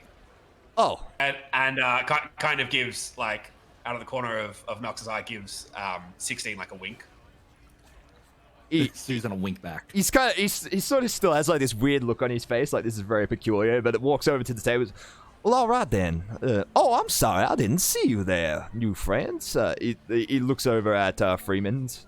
Allow me to introduce myself. Eugene Banks here. I'm the owner and proprietor of this fine establishment. Freeman, just passing through. I'm gonna eat some peanuts. Aren't we all? Are you fashionable? I'm very fashionable, my friend. Thank you for noticing. Good. You seemed a bit angry, but I'm glad that you're fashionable. Are you feeling all right, Sue? You're acting very peculiar. You've never been concerned with fashion before? Did you say I'm not fashionable? Look at my hat. Roll a deception check for me. I start choking on my peanut. Deception? Yeah. Okay. 18. He just like squints a little. Well, all right. Sue. What is going on with this chef's guild? What the hell is this?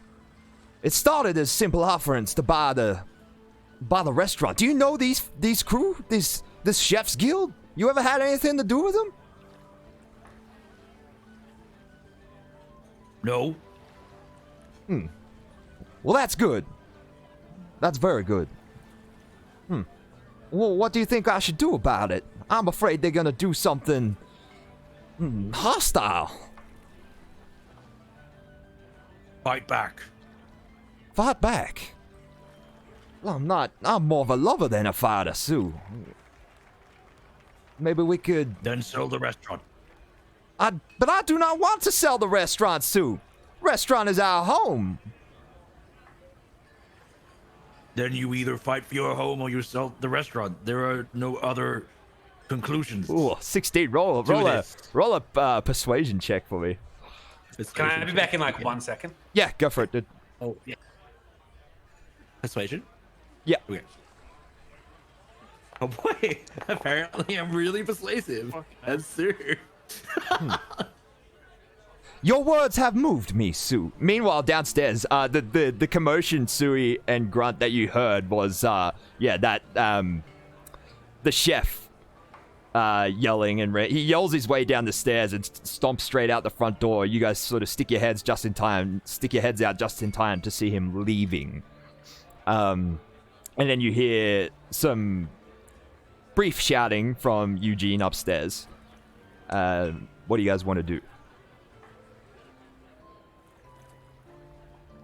Well, I'm not leaving the kitchen during service.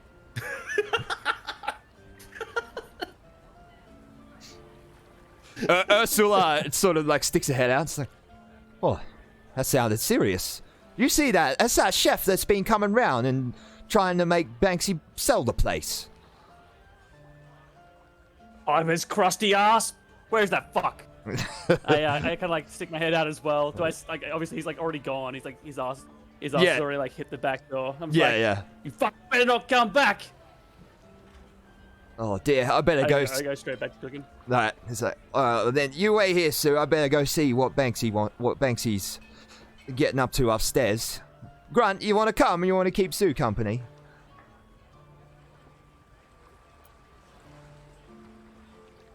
I come with you. Alright, let's go. So at this point in the conversation upstairs, Grunt and Ursula emerge again. And Ursula just kind of looks around and then walks over to... sees a second Sue sitting there, and with Nox sitting next to her, and she just sort of like rubs her eyes again. And turns around. Grunt, can you just run back down to the kitchen for a second? See if... just tell me if anyone's in the kitchen, Grunt. This is away from the table, right? Yeah, Like, yeah, it's away from the table. Okay. Yeah. Grunt runs down and sees that Sue's still in the kitchen and runs back up. He's like, wait, like when you like walk into like look into the kitchen as well, I'm like bent down, kind of like hands on my knees, like talking below like a tablecloth, like the table in the middle of the room. It's like, yes you were. So you see, that's the peculiar sight you see, Grunt, as you glance into the kitchen, but you clearly see Sue in there. I run back upstairs and I let Ursula know, like, Sue is definitely in kitchen. Ursula walks like warily over to the table and just sort of like taps Nox on the shoulder. So, Nox.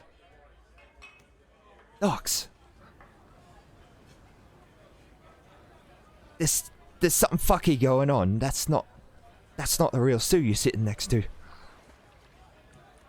Oh my god. Really? Yeah, really. Can I do a deception check? Yeah, roll a deception check. Grunt wants to tap the fake Sue on the shoulder. Yeah. And get his attention. All right, give me a second. It's Is alt to self? Alt to self isn't an illusion, is it? The physical form actually changes. Transmutation. Yeah, Yeah, right. it Yeah. does. So there's no it's clang. actually squishy and Yeah, all that. there's no clang noise when you tap on him. So, but yeah, you've been tapped on the shoulder. Hello, handsome. Who are you? Where is Sue? Sue is in kitchen. I am Sue. Now you are Sue. I am Sue. You are not Sue. Sue is in kitchen. You are not No, Sue. I'm not. I'm here. I Nox just is saw pissing Sue. himself. Banksy sort of gets up from the table and just like he picks up a handful of peanuts, shoves them into his mouth, sort of scowls at the group, and then like quickly, like as fast as his halfling legs will take him, like scuttles down the stairs and sticks his head in. Sue, are you still under the tablecloth at this point? I kind of like dropping the tablecloth at the moment. I'm just like, kisses, and then I go back towards the stove. I'm like, what? Sue, what the hell are you doing under the table? And what the hell are you doing upstairs? I'm not upstairs. I'm not leaving the kitchen during service. Sue, there is a copy of you upstairs right now, socializing with our staff. Is he pretty as me? Well, yes. What's the problem? I'm sorry, does nobody else have a problem with this?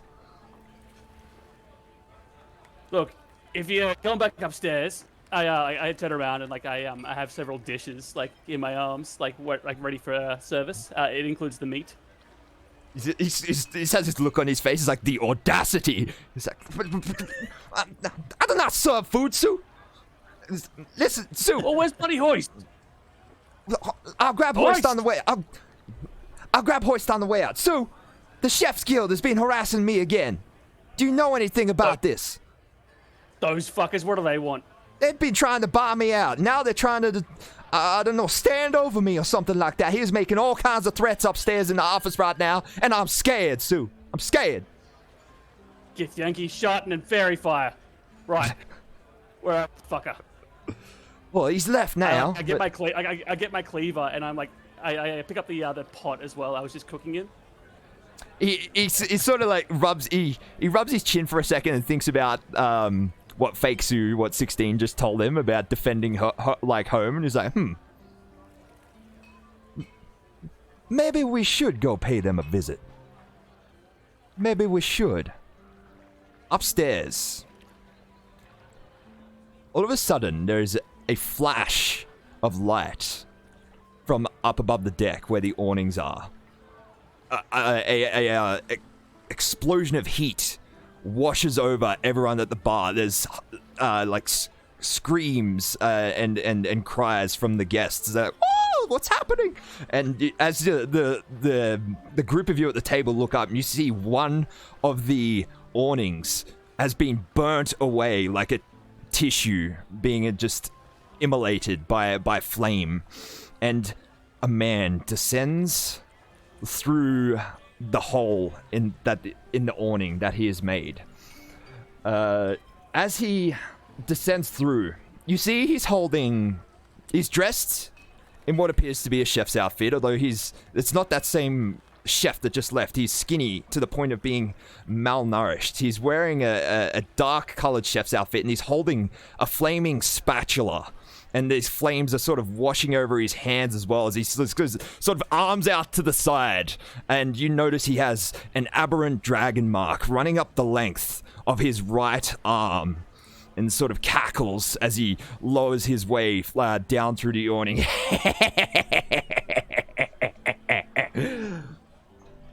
I have a picture of him here. Boom.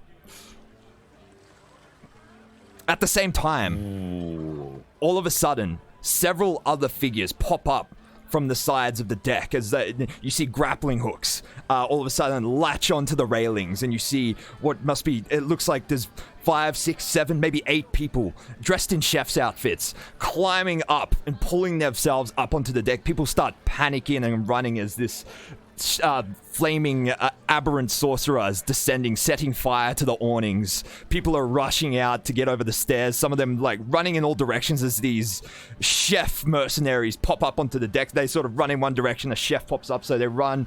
People are just cramming themselves down the stairs.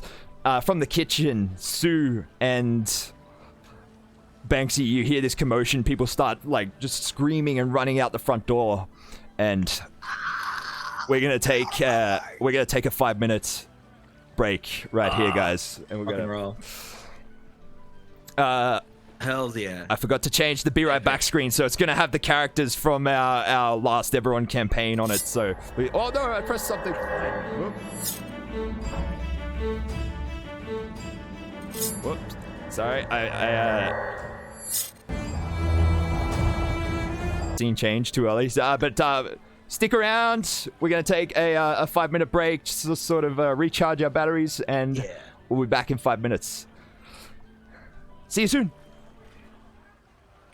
And Eberron, be right back screen. There it is. Alright, guys.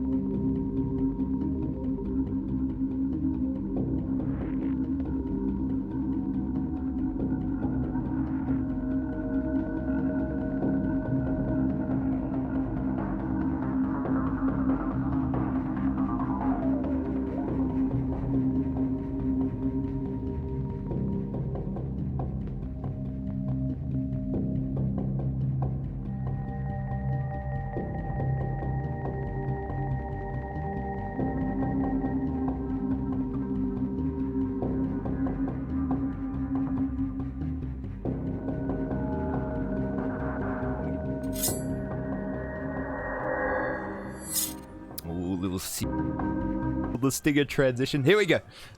We're back, guys. Thank you for waiting around. Let's continue with the thrilling second half of the Thick Buccaneer and Eberron's story.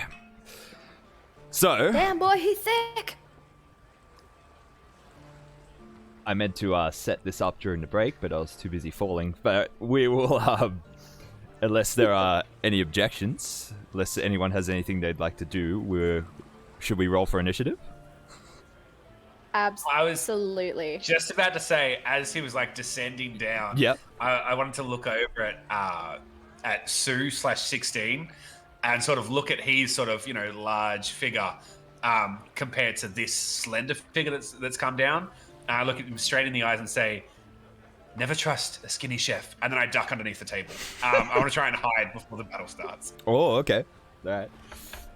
If that's a possibility. That is fine. That's absolutely fine. Can I see them hiding? As in Nox?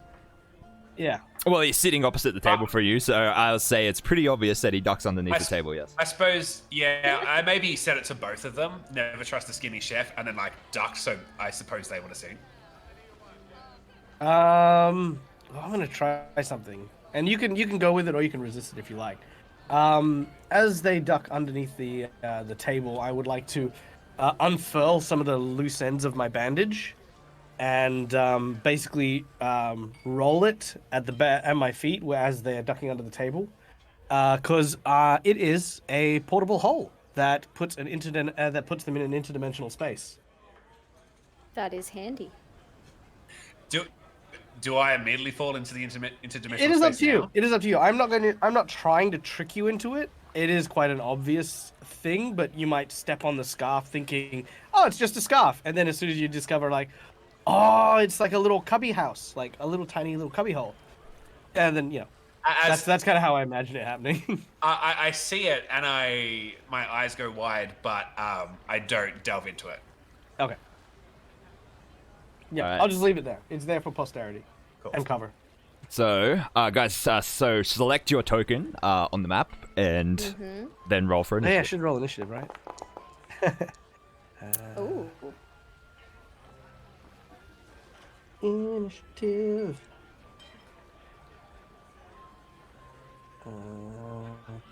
Kia.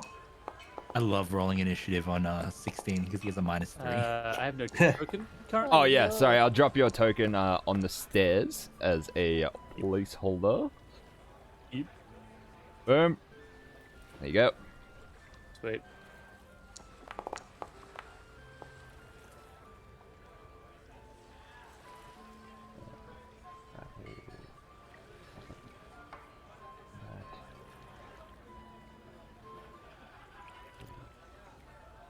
There you go.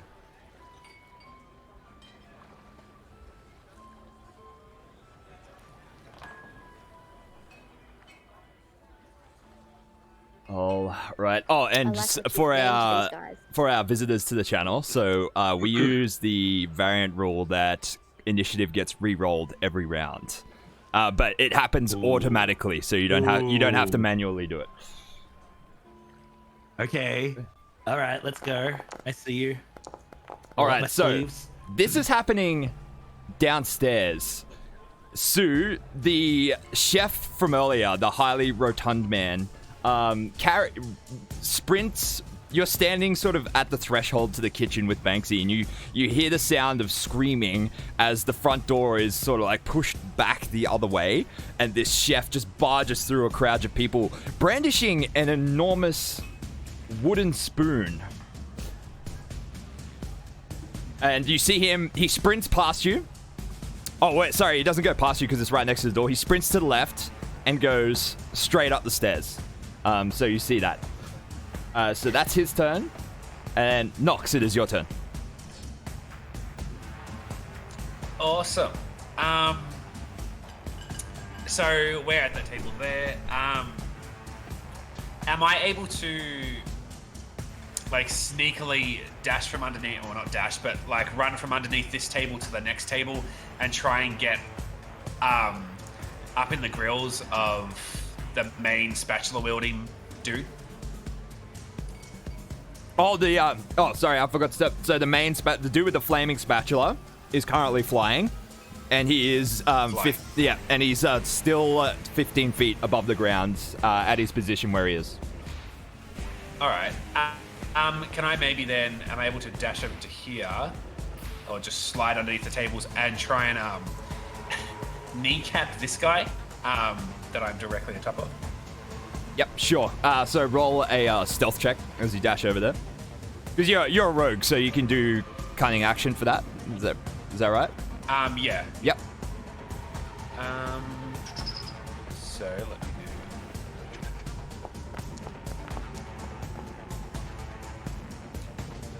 All right. Oh my god, I rolled a 7 and I got a 19. A 19. All right. I'd say you are hidden, so if you are attacking him, roll with advantage. Awesome. I do also have assassinate. Yeah, so extra damage because he hasn't acted yet. Yeah. Cool. So.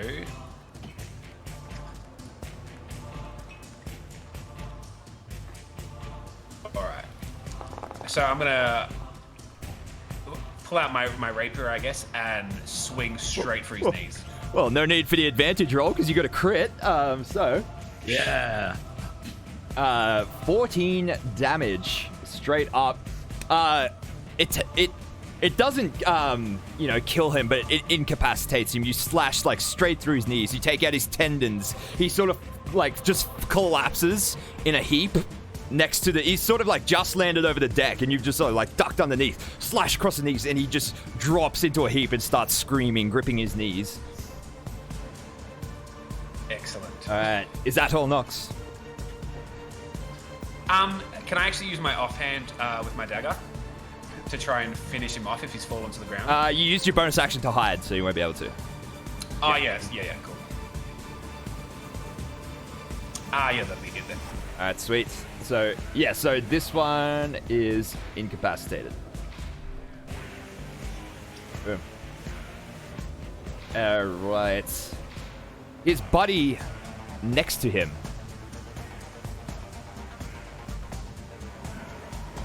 has seen you now that you've revealed yourself and slashed him. So he takes a stab at you with a large cooking knife that he's carrying. A 21 to hit.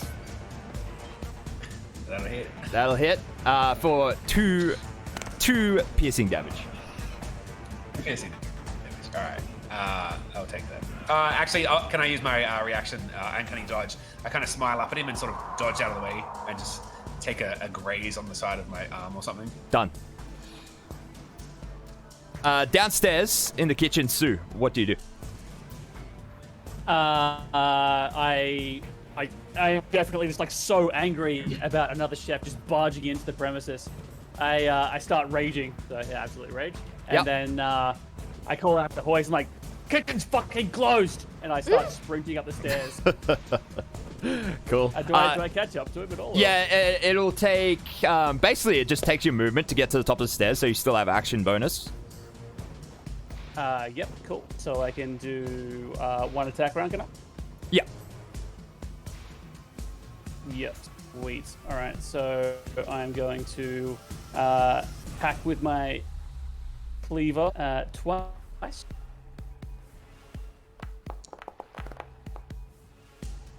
Ooh, a 16. And a crit. And a crit. Both hits. Boom. Oh, that's a lot of dice. Get wrecked. Yeah. Twirly cardamom smelling mustache prick.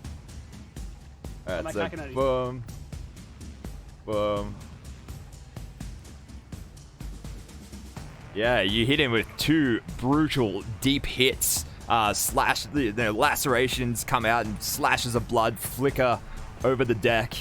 And he sort of like winces in pain and turns around to face you.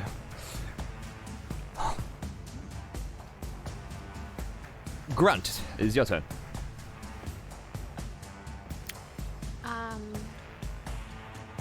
Grunt's gonna see that these guys are pretty much just holding kitchen utensils, and he's gonna fight the urge to go into a rage. Instead, she's going to run over to Ursula, pick her up, and kind of throw her behind the counter so that she's safe. All right, Ursula is tiny, and that is easy enough. No check required to toss her over the bar. Just with a cry, she's like, "Whoa!" And there's like a crash as she like hits the bar and then tumbles over behind it. Get down! Stay down! Is that all, Grunt? If I can make it to the guy at the top of the stairs with the wooden spoon, I'd like to kind of grab him and try and throw him off. You've used your action in throwing Ursula. Okay. So, No, yeah, that's all right. Yeah. All right, cool. That's fine then. All right. So, 16 before taking an action surveys what he can see enemy-wise. Who does he see?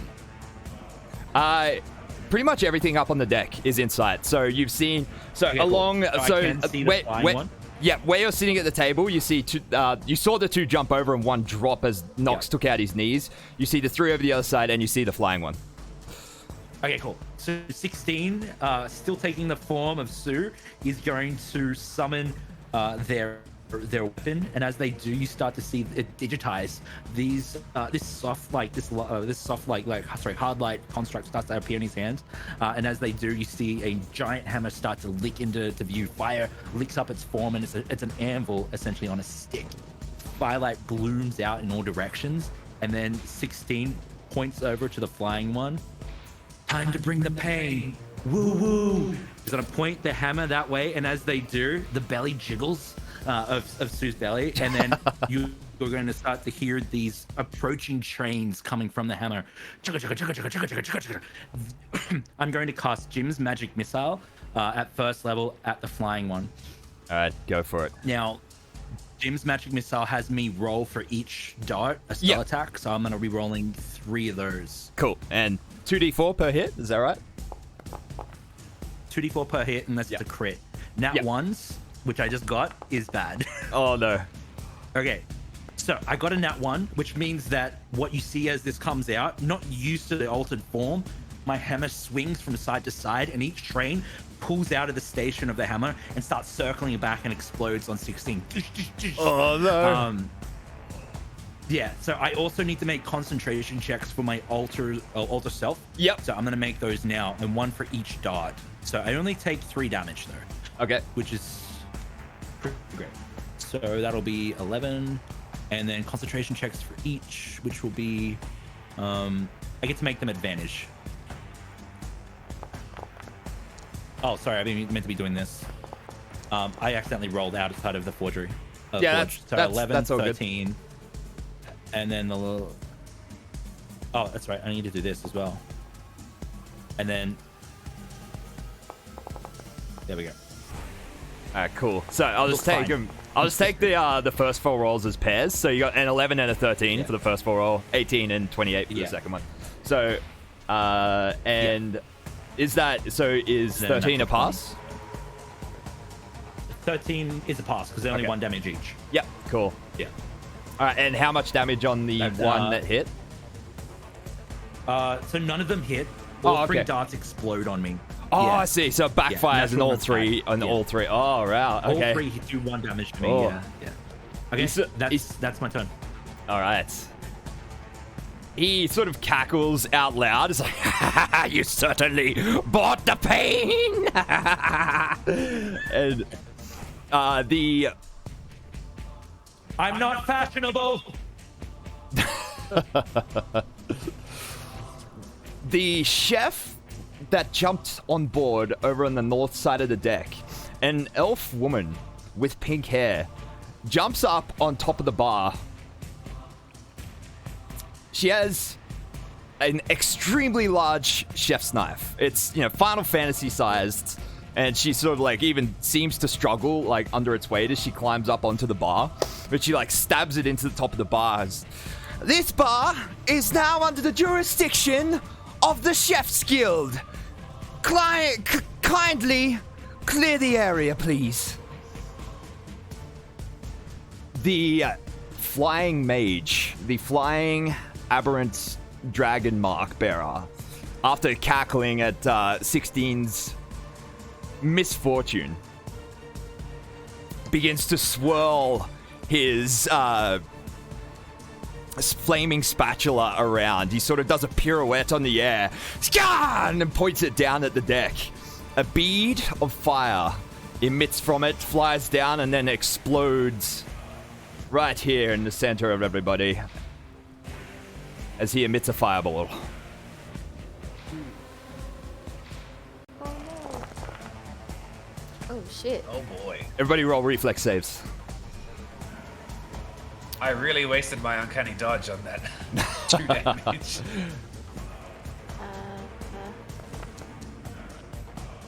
Actually, Where do I roll? I do have advantage on dex saves. Oh, I've got evasion, so I have half damage. Yeah, so you take no and I damage if make you... this, I take Yeah, if you fail to no save, you damage, I take... make it. Yeah. Yeah, gotcha. Where do I press it again? So saves are in the top left on the character sheet. Mm-hmm. Yep. So you're looking You may have for... advantage as well, Katie, Yeah. because you may have danger sense. Oh yeah, she definitely has danger sense. So you have advantage on it. Oh, cool. So it's just the con. Wait a minute, I'm not. Oh, we just got a Or dex. huge raid. Thank you so much, Aftermath UK, for the raid. We're doing a super fun Eberron one-shot tonight with some guests from the Twitchverse. Michael is an Ewok, Josh the Dreaded GM, and Dead Aussie Gamer. Thank you. You've tuned in a fun time. We're just doing a combat Hell right now, yeah. so stick around, guys. Doing Thank you. combat now. All right, let's. So I'm just thinking. We're looking for a dexterity saving throw, Grunt. Did I not do it? You did a con. Oh no, I did a con. Sorry, Yeah. my bad.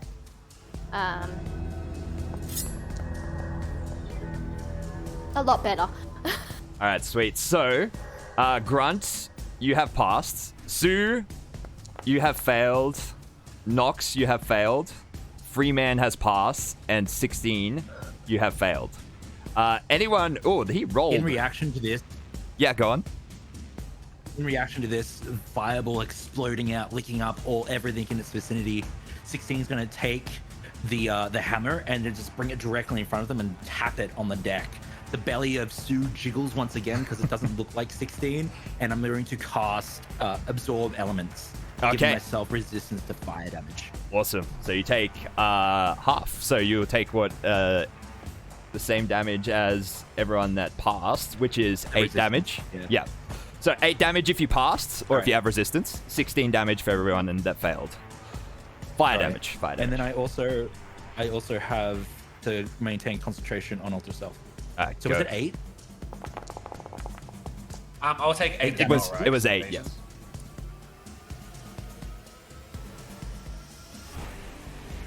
I maintain my altered self as Sue. All right. Where are we at? This chef from the north side of the deck charges in at you, 16, and makes an attack with his chef's knife. A 7 to hit. You just like a swatting away a fly, just ka-ting, and there is no contact. Freeman, is your turn. All right. So my turns are never simple. So here's what I want to try and do. Now I have evasion, so I've avoided the blast from the fireball as it's erupted around. So now I hold in my hand just this fistful of roasted peanuts, as I'm just like, I didn't want roasted peanuts. I didn't, and I drop them out of my hand as what I'm going to do is I'm going to see the guy who is responsible floating in midair, flaming spatula. I'm going to step onto the table here as a movement. Then what I would like to do is I would like to use an unarmed strike on the corner of this table as I hit it as hard as I can to kind of catapult me into a shoulder roll towards the flying dude. Oh, that's cool. All right. Roll an acrobatics check. I will indeed. All right. Come on, baby. Oh, that's big. Yeah, That is a 22. You make the space clearance, so make the attack.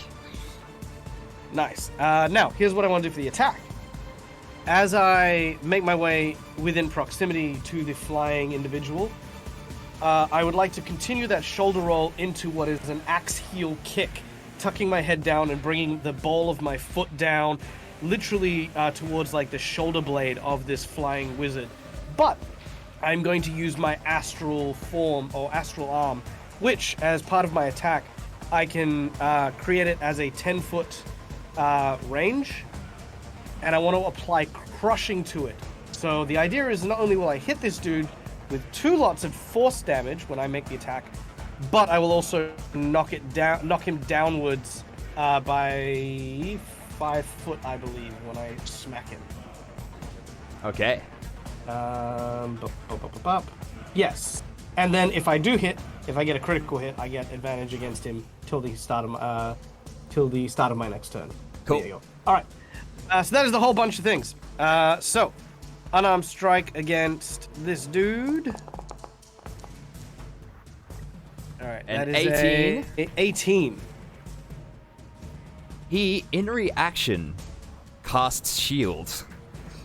He flicks his spatula. You sort of like, as you whip your foot down and this axe kick towards his collarbone, his spatula comes up. There's an explosion of orange sparks as his AC exceeds the attack. Ooh. Make your follow-up. All right. So the follow-up is, well, I think the bonus action is a regular attack. So I'm going to use my extra attack just to hit him normally. So this doesn't have a pushback attack or anything like that. As with that axe kick that came down, it's going to carry that momentum into a windmill kick, and I'm going to hit him with the other ball of my foot. All right, roll it. Ooh, actually, I'm going to use a key and use a stunning fist on that one. Roll it. Whoa, That 21. is a hit. He's going to make a con save. It is con save against Stunning Fist? Is that right? It is indeed. Alrighty.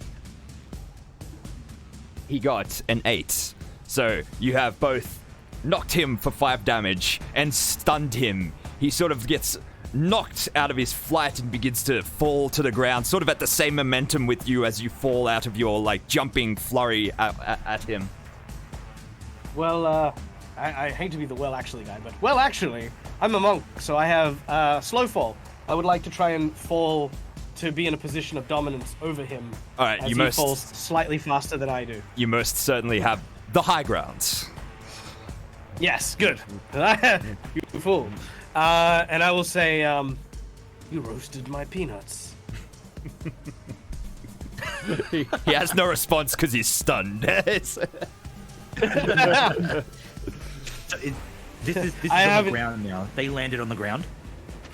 They're sort of in Did the they process break of down on the falling. Yeah, I'd say Okay, he's pretty much just hit the table and like with force, and Freeman is sort of slowly coming down below him. Oh, yeah. Hells yeah. And there's an extra point to this of, I haven't had peanuts in over 15 years. I'm gonna enjoy this. The chef, still at the north railing of the boat, sort of runs and jumps over the table in like an attempt to stab at you, Freeman.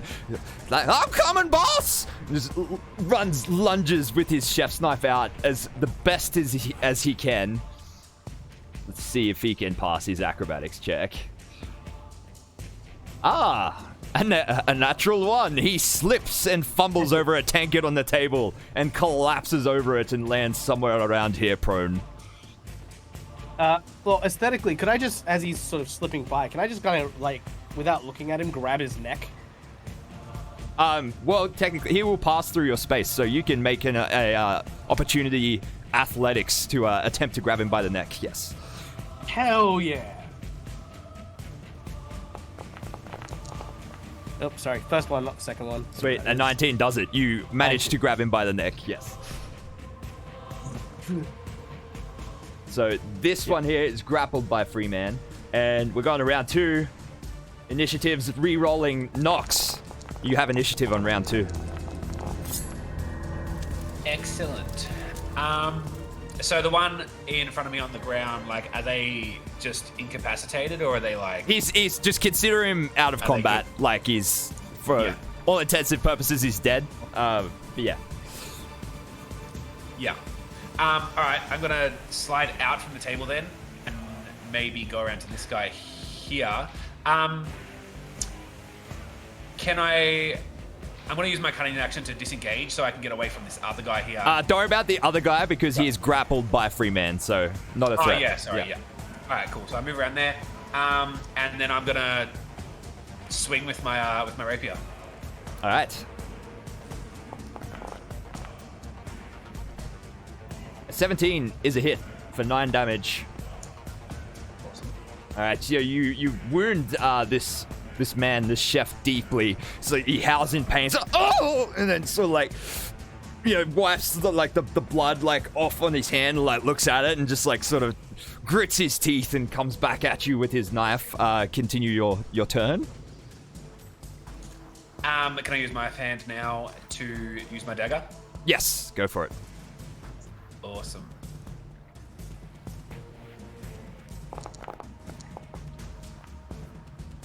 That is a hit, and dispatch him however you want to.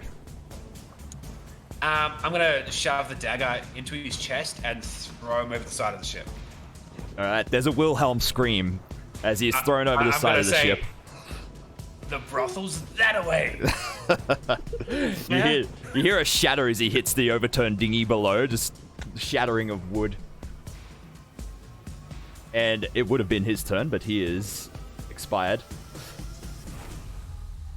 The elf woman on the bar looks down and notices Ursula. She jumps off the bar and is going to make a grapple attempt.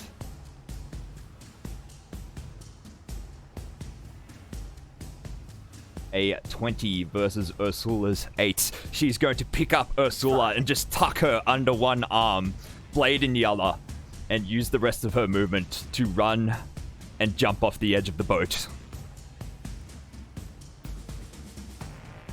disappearing out of sight as they drop. Sui, it's your turn. I scream out, "Yes!" And I like see this guy in front of me still. I have my hand still. I cleaver in. Sorry, actually no. As my first reaction, as my bonus action, I'm going to transform. So I'm going to use my shifting ability. Yep. And I'm going to turn into I'm going to go from a more bestial form to. Is everyone familiar with Giga Chad? So. Like, essentially, like, that really, like, that meme guy that you see all the time with black and white, and he's just, like, super muscular, like, with this crazy, like, long jaw. That's what I turn into instead. That's my beast form. Yeah, Giga Chad. And during this time, I have additional temporary HP. And I then start cleavering once, and then with the other hit, I'm going to go with the saucepan I had in my hand.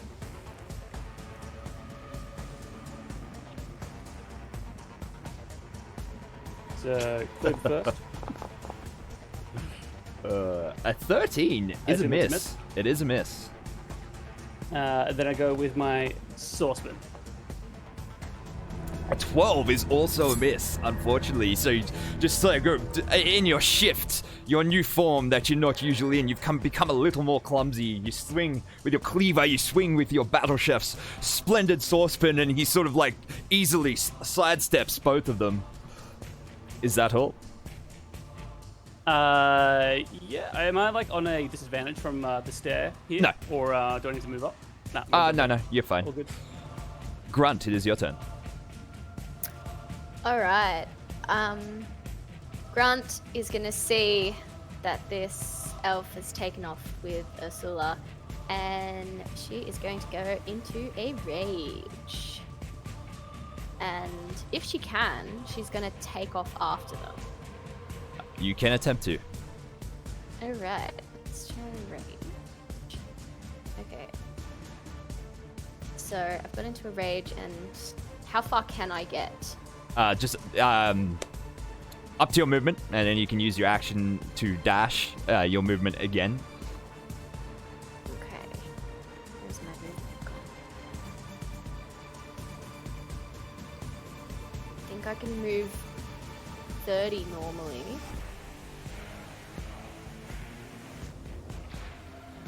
So I feel like I can get at least to the edge of the boat.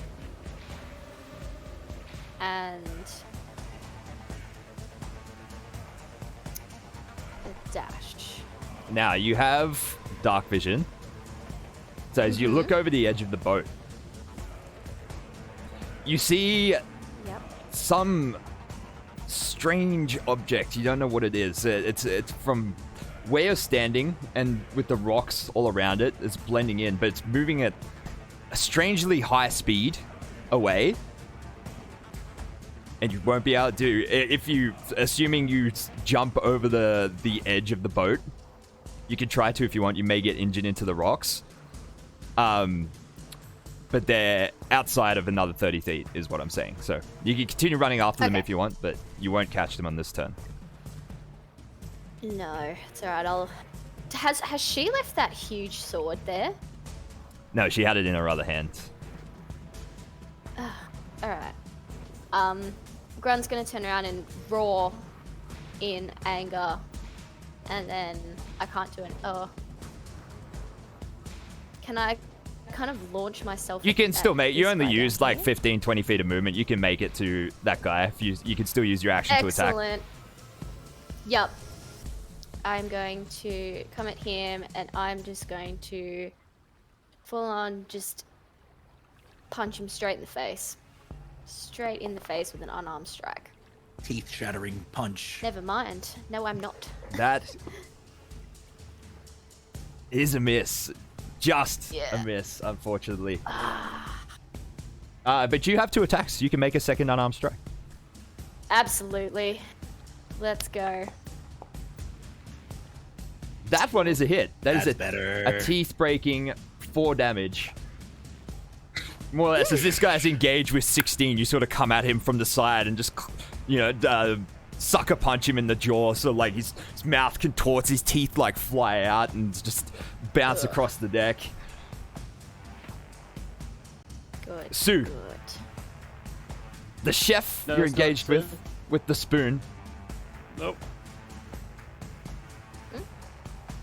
attacks back. He takes a swing with his enormous spoon, which appears to have a giant spoonful of some thick, viscous green goo.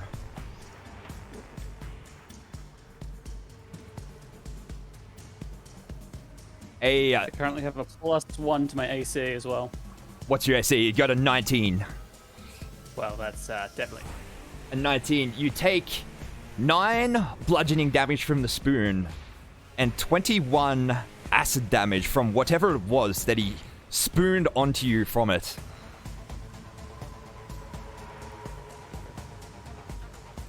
And then, without disengaging, he looks you in the eyes. Bah! And then attempts to jump over the railing. You get an opportunity attack. Oh yeah, I do. Splendid battle saucepan. Let's go. That is a hit. Roll damage. An 11 damage, including your rage. You sort of like just whomp him hard in the back of the head with the saucepan as he jumps over the edge. You hear him like cry in pain. He's like, oh! And he like sort of hits the ground hard outside and then just continues running for 20 feet. Freeman, it's your turn. All right. We're on the upper floor of this building, aren't we? You are, yes. All right. So what I want to do here is very angrily with the guy I've got in my hand is I want to slam him down on top of the mage while the mage is stunned. So I kind of want to use this dude as a bludgeoning weapon almost. Okay. Go for it. I'll just use it. Yeah, just your unarmed strikes are just using this man to bludgeon the other man. Then you can apply damage to both of them. Oh, natural 1. Oh no, that one is a miss. Do we have any inspiration? Ooh. Ask our viewers, is there anybody out there with some channel points that wants to give Dag some inspiration? Anybody? Oh, come on. I got something good. You didn't sink them all Maybe. into hot I tub don't know. times, did you? I did. That's exactly what I did. Dang it. As my Yeah. bad. The same thing. Ah. I'm afraid That's all right. currently no inspiration. Okay. So what I want to do here is, with my next action, what I would like to do is I want to. They did it, Dag. They get. You have been given inspiration from. I do? Courtesy Ah, of yay! Gablagle. Gablagle. I'll make this. I'll make this worth it. And All right. So 21. 21 to hit. oh, it hits. Oh, It wow. hits. Yes, that is a hit. Okay. So,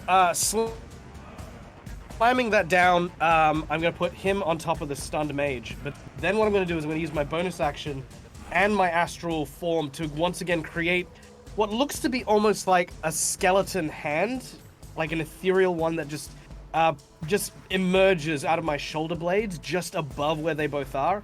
And what I want to do is I want to basically do a palm thrust downwards, almost like, you know how you see the martial artist breaking tiles?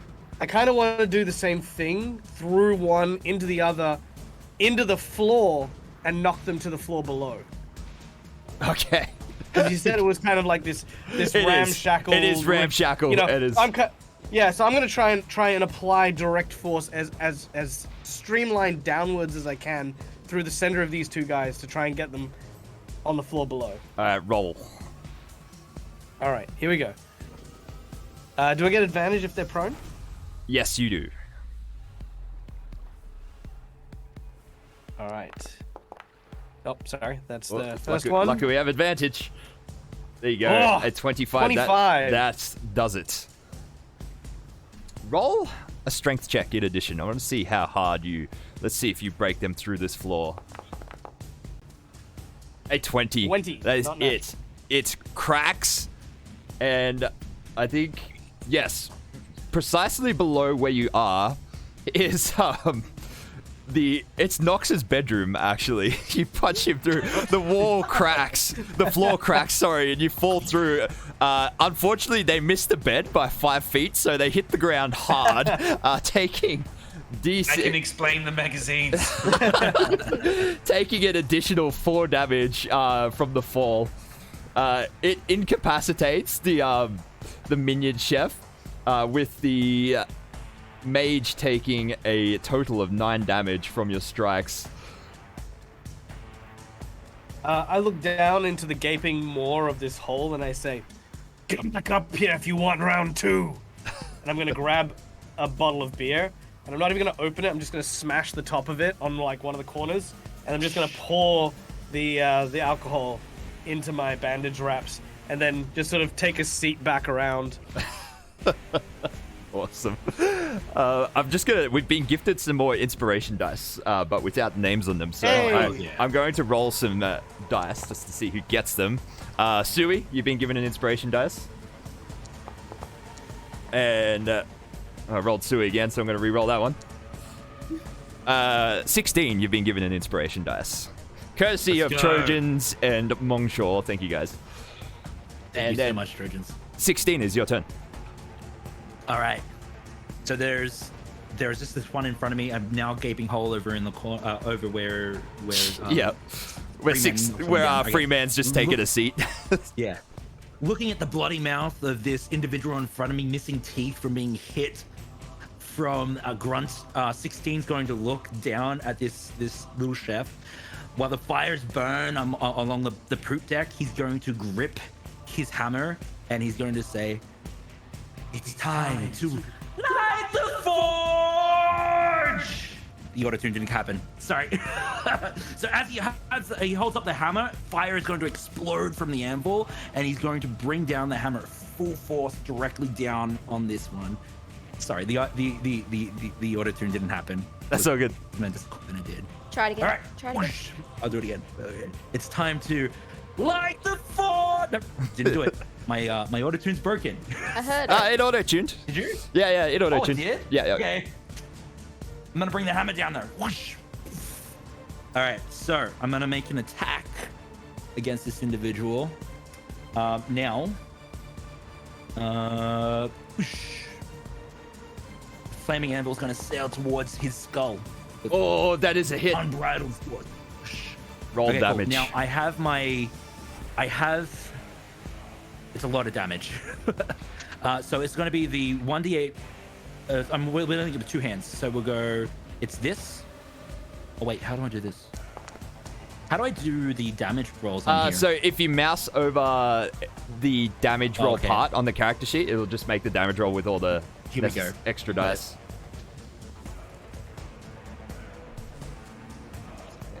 Can I do it with this? No. Okay, cool. It's not letting me do the 1d10 version.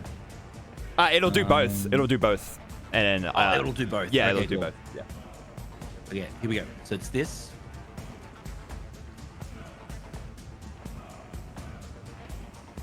It's rolling a lot of dice. Yeah, it is. Oh. Okay. And then I also should I roll the rest? I have my Stop. He's already dead. Okay. Yeah. Oh, he's already dead. Okay. Just splat, right? Yeah, you just bring the flaming anvil hammer down on top of him. He just kind of like gets a swift second to try and say the word parlay, but you cut him off and his All right. So you're now seeing this Sui that's just covered in blood and skull fragments and bone and teeth. I'm going to look over towards the hole and I'm going to run. I'm going to jump down the hole with the hammer and just bring it directly down on the mage. Oh, okay. It's flaming anvil. He is prone and his turn hasn't come around yet, so he's still stunned. Roll with advantage. Okay, so I have a lot of advantage. So here we go. Natural 20. Oh wow. Let's go. Oh no. All right. Now I need to. If you just Will click, it take the try crit into account? try clicking the roll damages button on Foundry because it'll apply the crit and everything. Yeah, I might do that. So whereabouts is that? In the chat, here we go. Roll like on the damages? result. Yeah. Yes. Cool. It won't account for my fire damage though from It will, my it from will. my hammer. It should. It will? It should. Okay, Yeah. Yep. So let it Oh boy. Wow. So 17 plus 11 for a 28. Ooh. Oh. Right. If he's concentrating on his spell, he has disadvantage as well. No, Josh, you have dispatched this man Oh, okay. in a fashion most brutal. Yes.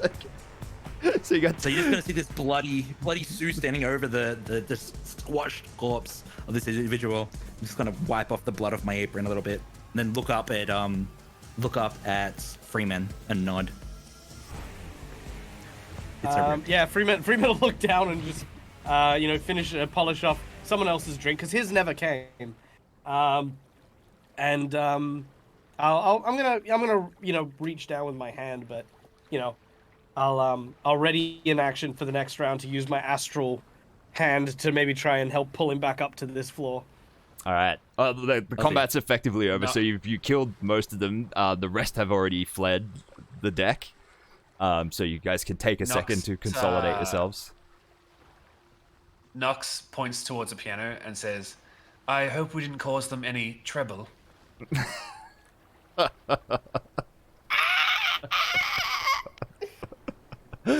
Well done. I'll see myself out. Everyone takes psychic damage. All right. So Grunt, you've just seen Ursula pulled over the deck.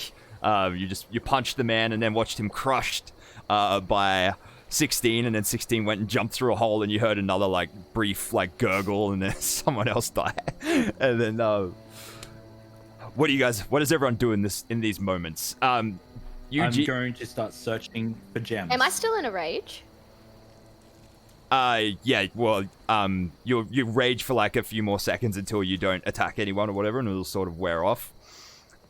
Okay. Eugene, Banksy. I run over. sticks his head out from underneath the table. And he just sort of ducked under as soon as everything kicked off. What? What? It was there. They actually did it. They actually... Look what they've done to my bar. All the hole in the floor. Those devious chef's guild. How could they? Where's Ursula? Has anyone seen Ursula? They took Ursula. We must go get her. Yes, you must go get her, yes. Oh, Sue. Oh, Sue. It finally happened. They actually did it. These fucks have got Ursula. I can't see her. Where is she? I'm like looking over the edge, looking out into the distance, looking for Ursula. What are you doing downstairs, 16? So just before I get pulled up, I am going to rummage through this individual's pockets to see if I can find anything that I'm here looking for. It was Mage. He has a very nice ring on, but I'll take the ring. You don't find any gems. Okay, I will take the ring. All right, so Freeman helps you up with his astral arms and pulls you out of Nox's trashed bedroom and up onto the deck. That was very impressive, 16. Thank you. That was my bedroom, right? Thanks. Am I? It was your Is it bedroom, yeah. broken? It was your bedroom, yeah. I just looked down and say, I just got those sheets. But anyway. And then I immediately expressed concern at the fact that Ursula is gone.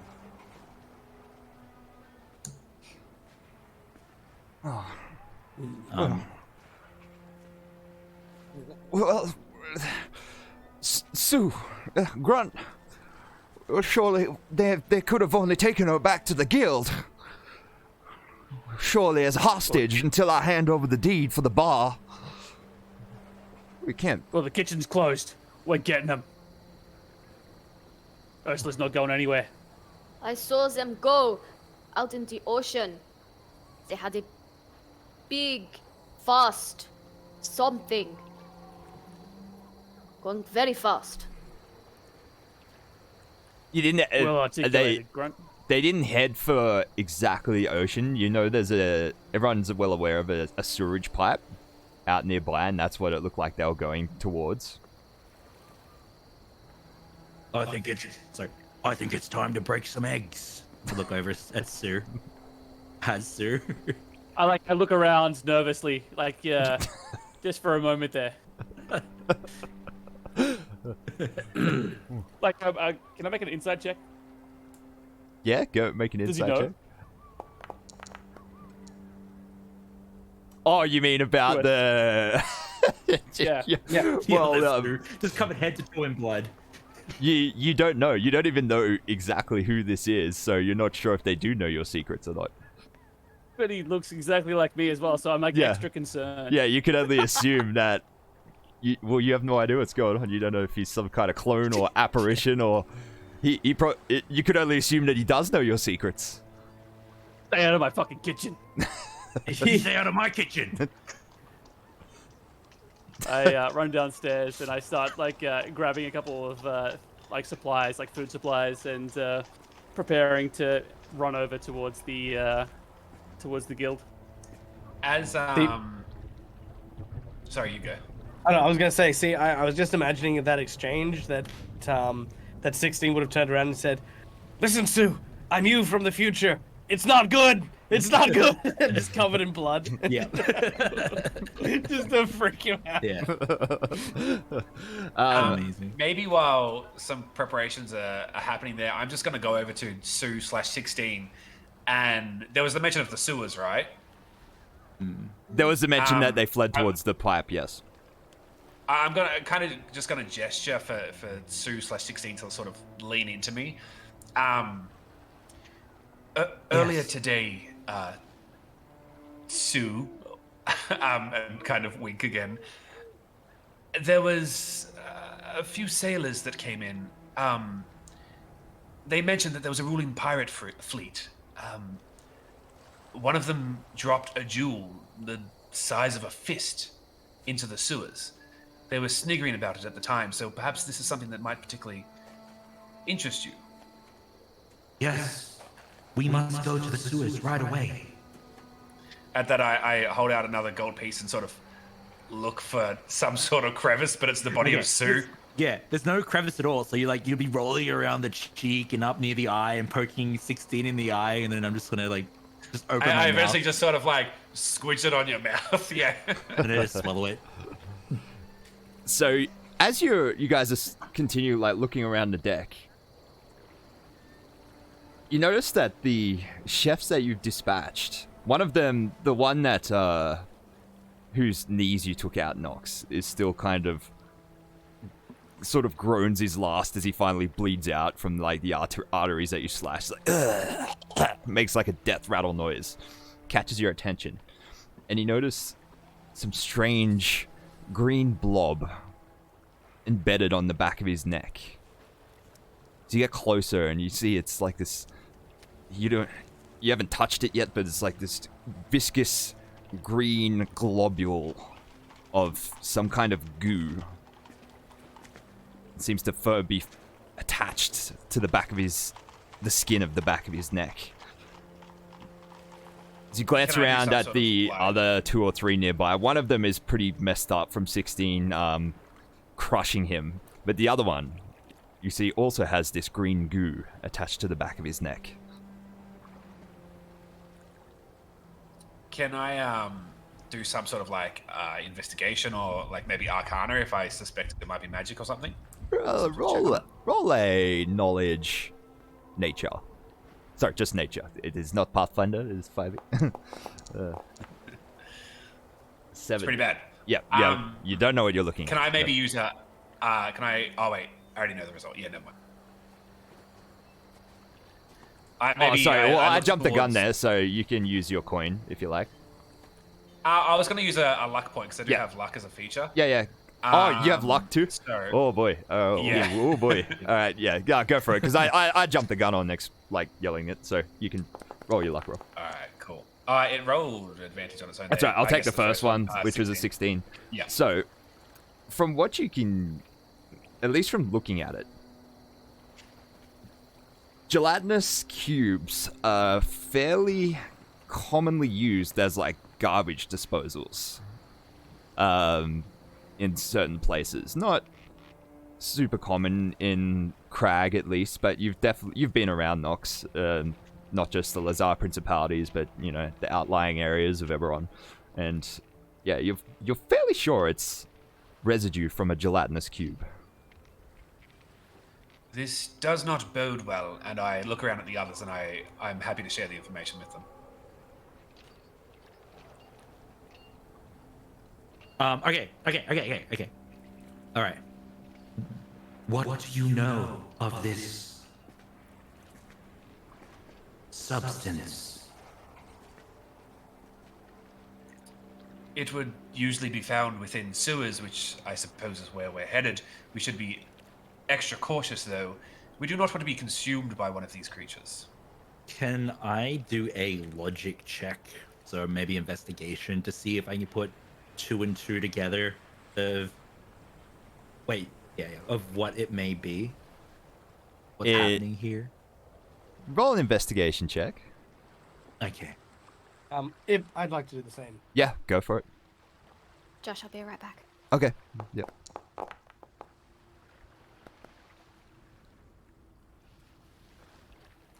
What do we got? A 22 from Freeman and a 21 from 16. So,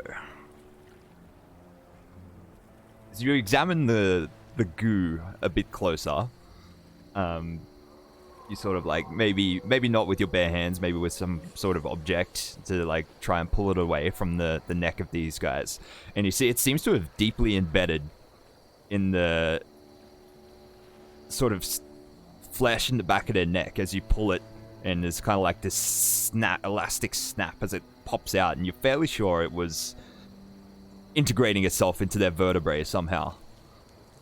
And you're not sure what exactly to conclude from it, but your mind sort of runs away with all these possibilities. Was it mind control? Was it, some kind of just parasite or symbiote sort of boring into them? You don't know. I'm going to look around at everyone that's collected.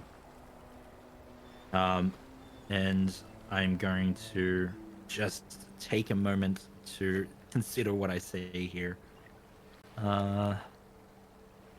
Okay. Has anyone had encounters like this before? Look, with violent chefs? To everyone. No, with symbiotic goo. I'm gonna point at the What? the thing that we pulled off the neck. Yeah. What in the Devourer's name? And they sort of have a look. He does it like there's a quick like sweep downstairs to Nox's room, and you see the mage with the aberrant dragon mark seems to have one of these goos attached to him as well. This is rather peculiar, isn't it? If this is gelatinous cube, as you say, why? All I can come up with is why. Why are these chefs carrying around pieces of gelatinous cube?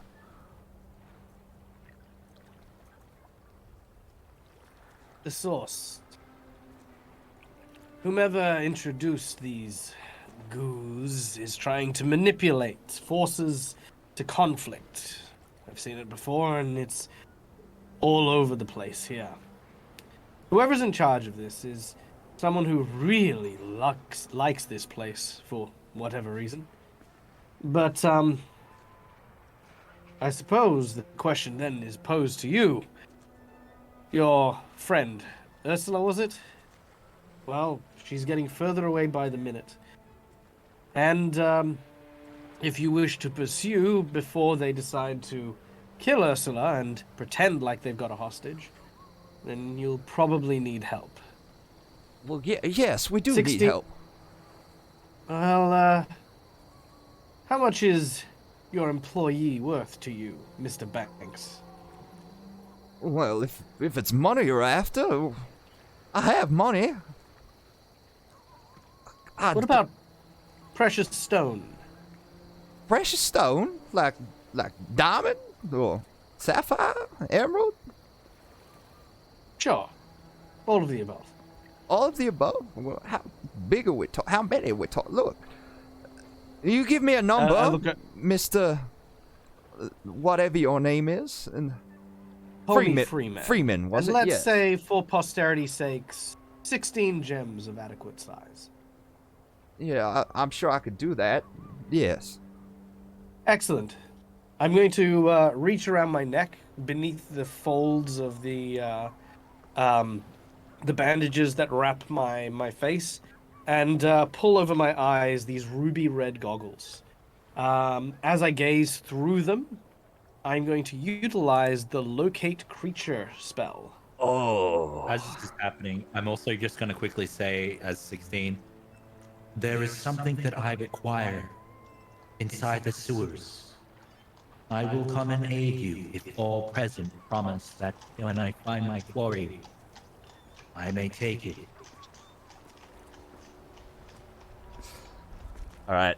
You want Clanker? Is What is it? locate creature 1,000 yards? Is that right? 1,000 feet from me. 1,000 feet. Sorry. Yep. Cool. And all right. So you cast locate creature as you walk over to the edge of the deck and look out over the point where Ursula was taken down. And you look down. You see what is like a red misty aura. Your sort of hunter's trail using the blood scryer oculus, and it goes indeed into the sewer pipe, and without having to actually look underground, you can still see this red misty vapor, a trail leading underground, must be through some sort of tunnel, and it looks like it goes a few blocks away, follows the street away from the coastline and briefly inwards, and it looks as though it's about 3 blocks away in a southeasterly direction. It looks like it then goes upwards and then into a building. I know where she is. Then let us go and get her. There is no time to waste. I'm gonna be walking out the door with my pack. Yeah. As we walk, I think I'll just quickly say, the thing I'm after is a power source. Without it, I will fail and cease to exist. Then let us hope you find it.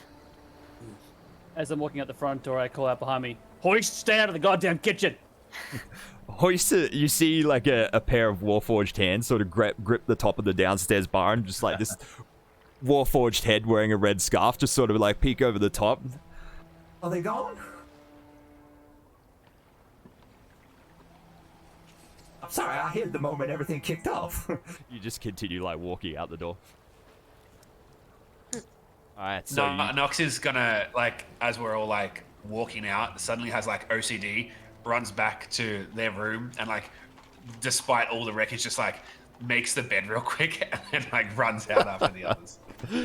Alright, so following Freeman as he follows his Bloodscryer Oculus's trail and up the road and a few blocks away. And you guys in the quiet of the night, with some of the streets lit by Everbright lanterns, but mostly sticking to the shadows. A few people coming and going in the night of the port city. And you come upon a building on the corner of a block, a restaurant, a tavern. All quiet, despite the rest of the city's nightlife still bustling, besides obviously the thick Buccaneer, which was just invaded by chefs. This restaurant, the window's dark. No light on the inside, and no one seems to be there, but the Bloodscryer Oculus clearly showing their trail coming out of a nearby manhole and then through the front door. This is not the guild, is it? It could be. So you're not sure where it is, Sui, but you know they've been based out of a restaurant somewhere. And it's leading out down into the sewers. It leads out of the sewers and into the restaurant. Yeah. Oh, right. Yeah. Yep. Yeah. Freeman will tell them. It seems as though the trail from the sewers led here. If this is the guild that you described, then they may expect us to be coming in from the front door. Do you know if there's any back entrances? From ever been to? From the looks of the building, it's sort of like on the corner of the block and connected to other businesses or residences on other sides. So it looks like, from at least first glance, that the only way in is through one of the front-facing entrances. Is it double story or single story? It is single story.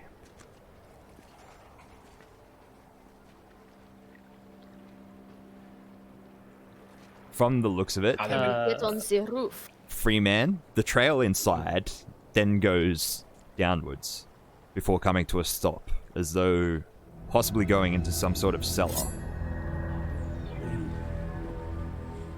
All right, it might be safe to go in, but yeah, I recommend perhaps we send in the larger folks first. Well, it's safe for us, not for them. I kick the door in. Yep. I follow right behind. Alright, so I'll see if I hear screams and then I'll follow. Nox rolls their eyes and follows. Alright, just 1 second. We're just gonna, the cameras are gonna go wonky just while I read a message. Okay. Oh, no, that is all good. That's all good. Person who sent me that message. Alright, so you see Sue and Grunt kick the door open and walk inside into the empty restaurant. Sue and Grunt, as you walk in, restaurant's quiet. The tables are set as though they were preparing for service or something like that, but not a single peep. I mutter under my breath, like they're gonna get that much service. If you follow in behind them, Freeman, upon not hearing any screaming. Oh, You- yeah, Yep, absolutely. yep. Sweet. So you walk in. You do see the way the locate creature spell showed you does indeed appear to be a cellar door, just adjacent to the kitchen.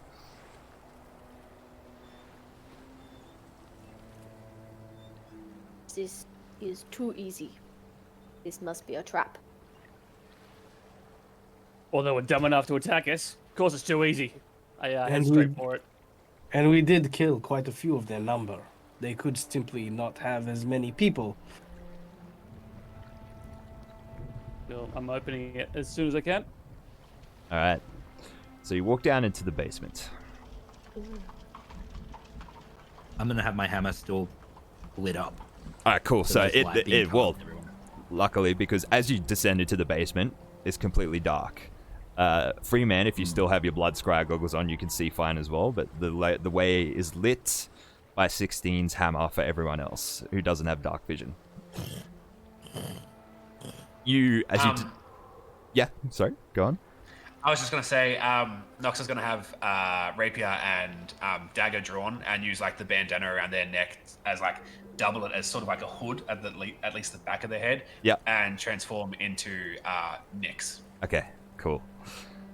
So you descend into what appears to be a fairly large wine cellar, split into two halls by a row of enormous kegs in the center, surrounded by racks and racks of bottles of wine, and also along the walls as well. As you enter the basement, the way is lit by 16's hammer, and you hear what you swear could only be the sound of someone choking. Suddenly stops as the five of you enter the room.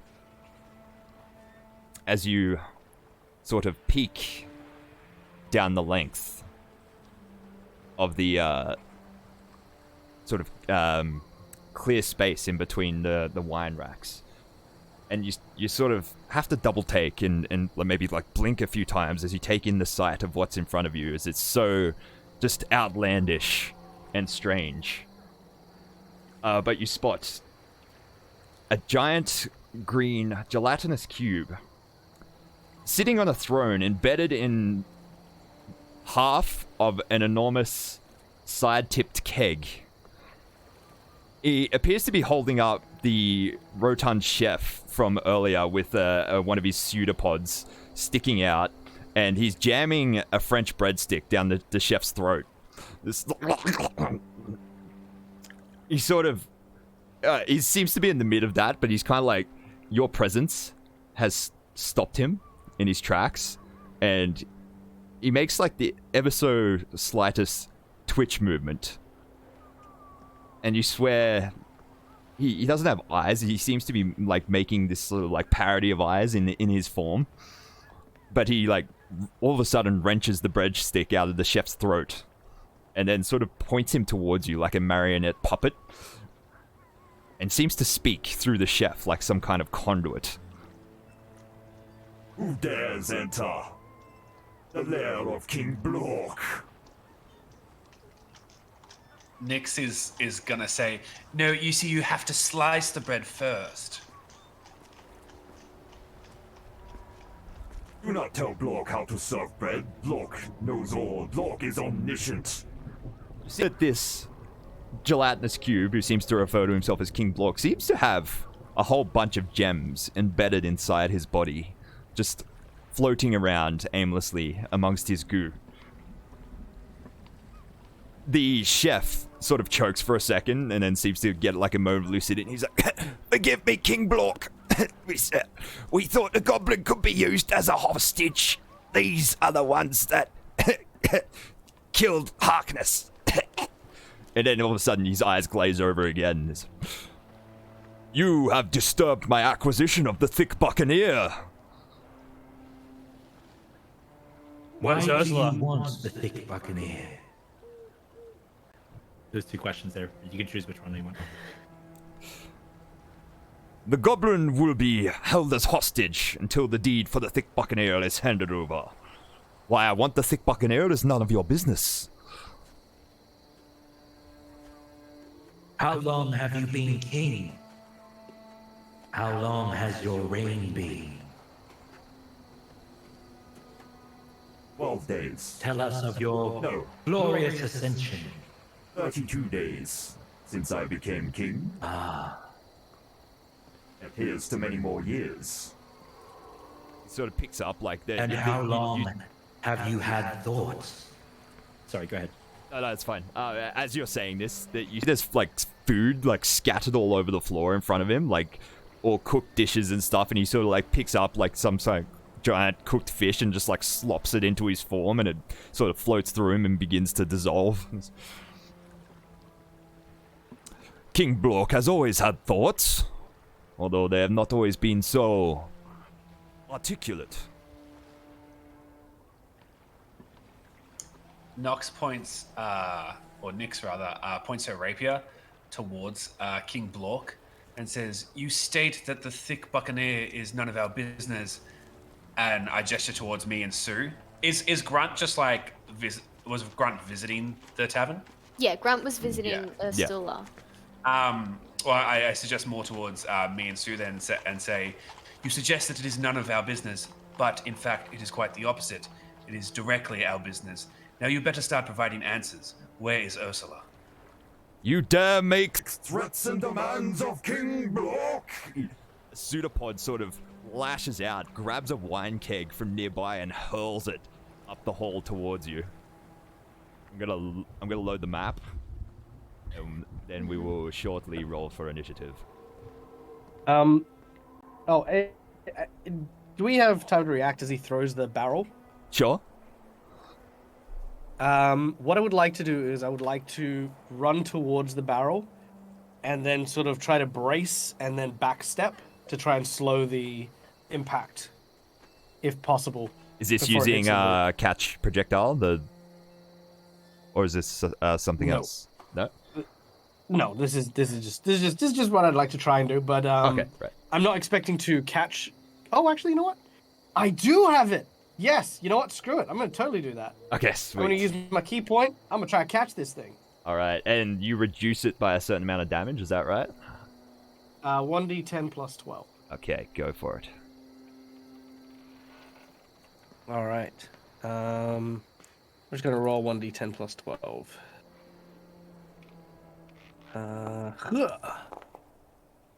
15. 15. All right. Details page.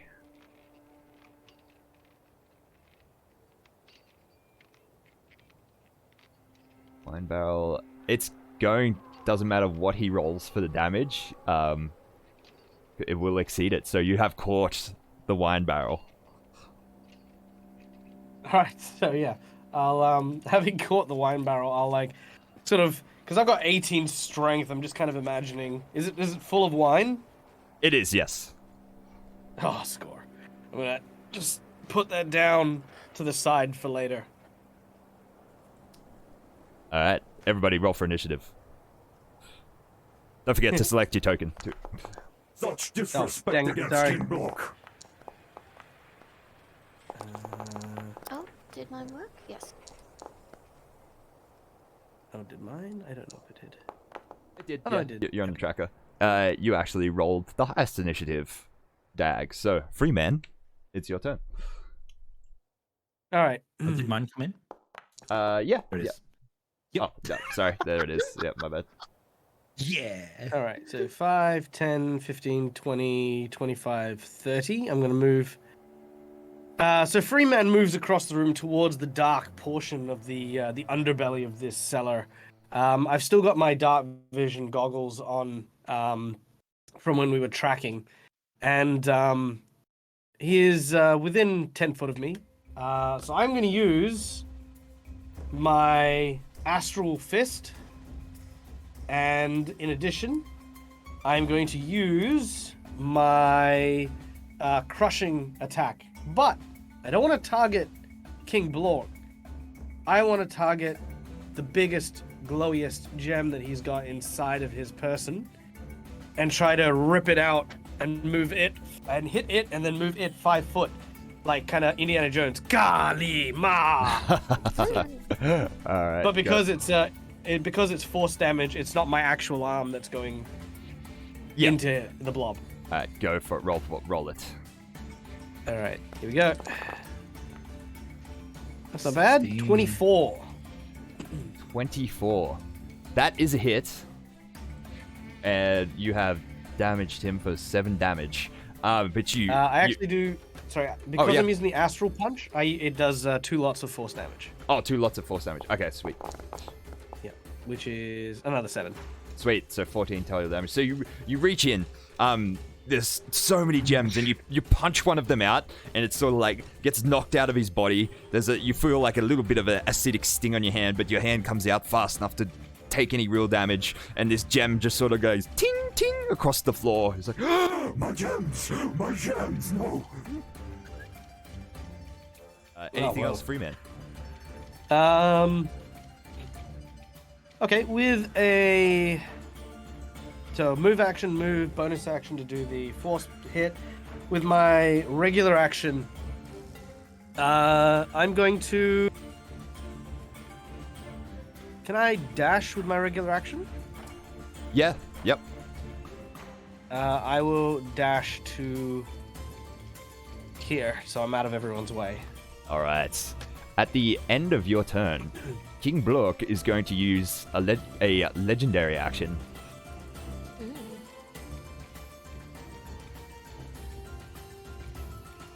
And he's going to make a pseudopod slam at Freeman. A 15 to hit. What is your AC currently? My AC currently is 15. 15. You take 18 acid damage from his pseudopod slam. Oof. Is a sort of a riposte for your attack against him, and green pseudopod just sort of collides with you, slams you against the wall, just spraying you in gelatinous cube acid. Can I see Ursula anywhere in this room with my dark vision? You cannot, no. Alright. I'm gonna go into rage and just cross the room and just strike this thing with one of my axes. So, rage away. Gonna get my hand axe. I'm gonna cross the room. I think it's 30 feet, and I'm going to do. Oops. We'll go hand axe. Okay. I'm just gonna slash this, mate. Straight across. And then do I get another action while I'm in rage? Rage doesn't give you an extra action, but it gives you like an extra attack because. Oh, Like, sorry, I meant it. Sorry, I meant an extra attack. Sorry, that was. At level 5, you get 2 attacks, so that's. Right. This. I'm gonna just go in with the hand axe again. Cleave through him with your axe, and you're just like taking up slashes of goo, just sort of like splat across the floor. It's like, Stop hitting King Block. I will slice King Block like bread.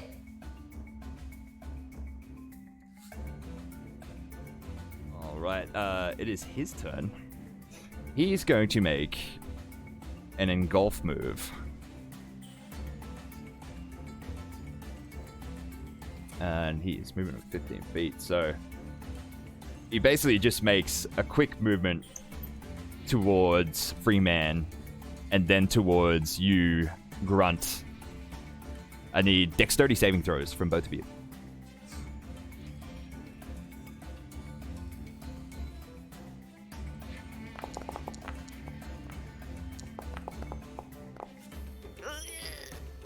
Ooh, Grunt, you have failed.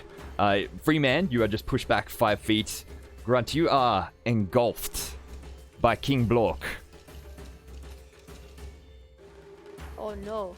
You take 22 acid damage, and you are restrained and stuck inside King Block. Oh no. Nox, it is your turn. All right. So it's dark down here. I don't have dark vision, so I'll be attacking at disadvantage if I get up in his grills. It's lit up by 16's hammer, right. so you can see. Cool. About So I am going to run up to about here. And I'm about 30 feet, but then I'm going to use my cunning action to dash. And is it possible to jump off of these barrels down here and get some sort of height above King Bork? It is, yeah. You could scale the barrels. I'm blocked by a wall. Oh. That's odd. Oh, yeah, you are. I can move you on top of them, though. There you go. Yeah, so just up there.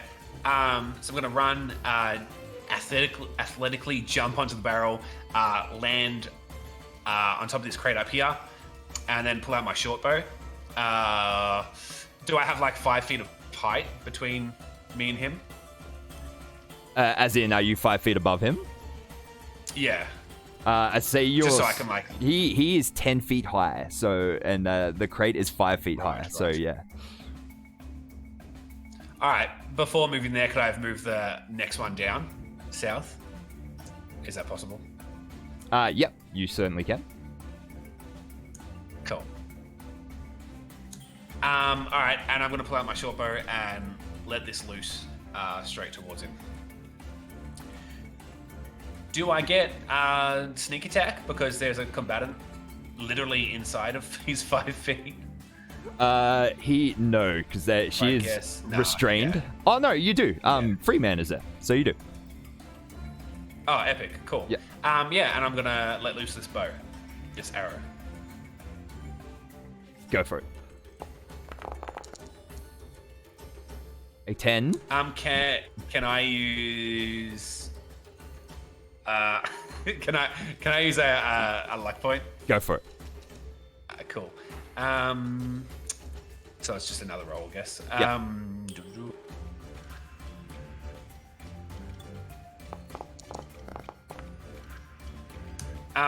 Yeah. I guess I'm choosing it. Believe it or not, the 10 was a hit anyway. So that is 10 piercing damage. Does that include your sneak attack in that? I don't think so. Then roll your sneak attack. Is there a way to check in Foundry? I just checked it. It doesn't. Yeah. Let's see. Is there a roll on my character sheet that can just do the sneak attack? You have to activate it. Just roll some d6s in Foundry for however much. Yeah. However many how much it is. do I have now? Let's look.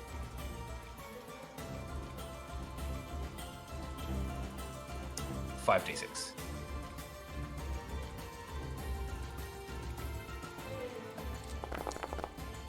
I did 21 damage. Hey yo.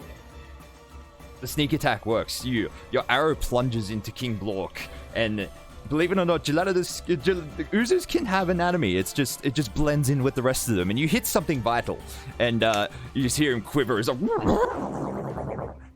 I will say, from the looks of it, Grunt is fading fast on the inside. It looks like her clothes are dissolving like. Actually, they don't dissolve. Do they dissolve clothes? Gelatinous cubes? Yeah. Yeah, they do. Yep. Yeah. Is it everything except like metals or something? It's like, yeah. And it looks like it's dissolving her faster than you've ever seen a gelatinous cube dissolve things before. And it looks like if she spends too much time in there, she may expire rather quickly.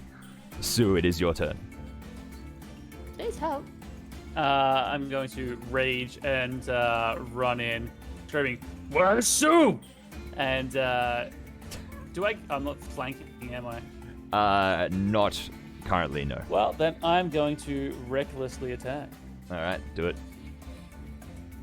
So we get leave it first. That is a hit. Roll damage. The move. All right, that is 10 damage. Followed Second attack. up by my dope-ass saucepan. That's a hit. Roll damage. 9 damage. 2 more big hits on King Blork. Just splatters of goo. And his form seems to be getting smaller. Gems are like falling out of him and sort of like tinking or like hitting the floor in splats of goo. 16 is your turn. Ah, man, okay. By the looks of things from where I'm currently sitting, that doesn't mean... Okay, so then we will...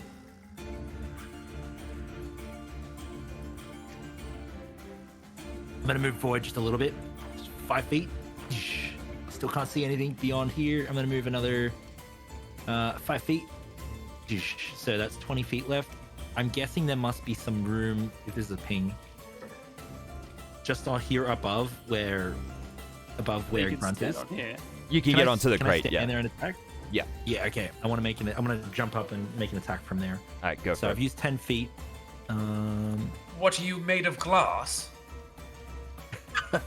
I'm gonna shake my head and say, no, metal. And then I'm gonna run. Oosh. Oh, sorry, I'll have to move you because there's a wall. Yeah, there you go. Oh, yep. Yep, there you go. All right, brilliant. Okay, cool. And then I'm going to make an attack with my hammer, lighting up the room. It whooshes through the air. Spell attacks. Here we go. There it is. Whoa, I don't believe it. Nice. Hit that That's roll what we damages button. want. Hit that roll damages button. Let's go. So many dice. Oh man. It's ridiculous. So 2-handed damage. That plus that. Alright. And now remember, the fire damage ignores resistance. Yeah. So you heave a mighty swing into him 16. You clobber him hard enough to sort of reduce his size. And it sort of looks like you may have spared Grunt, maybe depending on the how the initiative happens. Or do you only have 1 attack, 16? Or is there 2? No, I've got 2. Alright, make your follow-up attack. Let's see if you can slay the King Blork. All right. I'm not done with you yet. Woo woo. Here we go.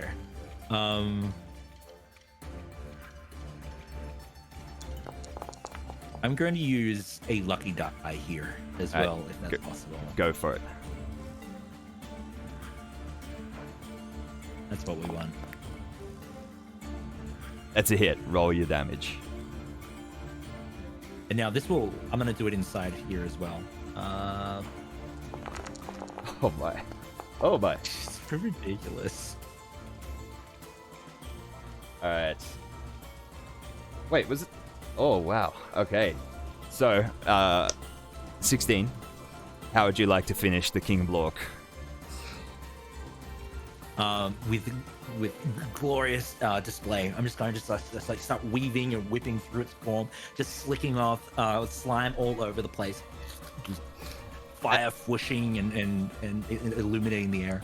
As you do, as in the final strike, and sort of Grunt collapses out of King Glork into a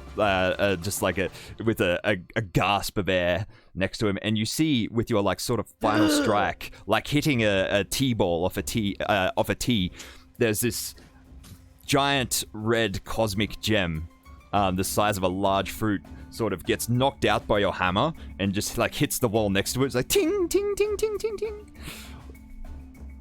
My power source. And King Blork collapses into an inert pile. I'm going to waddle over to my power source and pick it up. Na, na, na, na. Nox. Nox is patiently waiting for a gem slot or something, like watching to see what you do with it. Yeah. Nox, as you're patiently waiting, you hear a moaning from inside the crate that you're on top of. Oh, sweet Jesus. I'm gonna pick up the other little gems that are around and just sort of in my scarf. It is I just realized what the moaning would be. it is a king's bounty of gems too. He had quite a few inside him, so you're like packing them into your extra dimensional space inside your scarf. Nox, as you crack open the crate and you find an Ursula inside who seems to be coming back to consciousness. Oh, Nox! Oh, sorry, Nyx. You're in Nyx form. Nyx! Oh, I thought I was done for. I thought that the cube was gonna eat me. Ursula, I could never leave you to some block. You're safe now. Thank you so much, Nyx. And she sort of like pulls herself upwards and sees the rest of the party standing around. It's like, Sue! Grunt! Oh, Grunt, you look awful. Grunt does not like slime. The strangers from the tavern earlier. You all came to save me. Couldn't leave you worse. Now, you get back to the thick Buccaneer, and I'll whip you up some eggs after I whip some ass. Well, that sounds fantastic, actually. Maybe I'll, instead of wandering back on my own, I'll wait till you lot are done here, shall we? Won't take long, and I start looking around the room for more evidence of that twirly moustache fuck. Oh, the King Blork discarded him, like, at the start of the fight, and he was, Oh, that was him? yeah, and he... Also, that the woman with the huge sword as well. She should be around. Yeah. She doesn't seem to be nearby.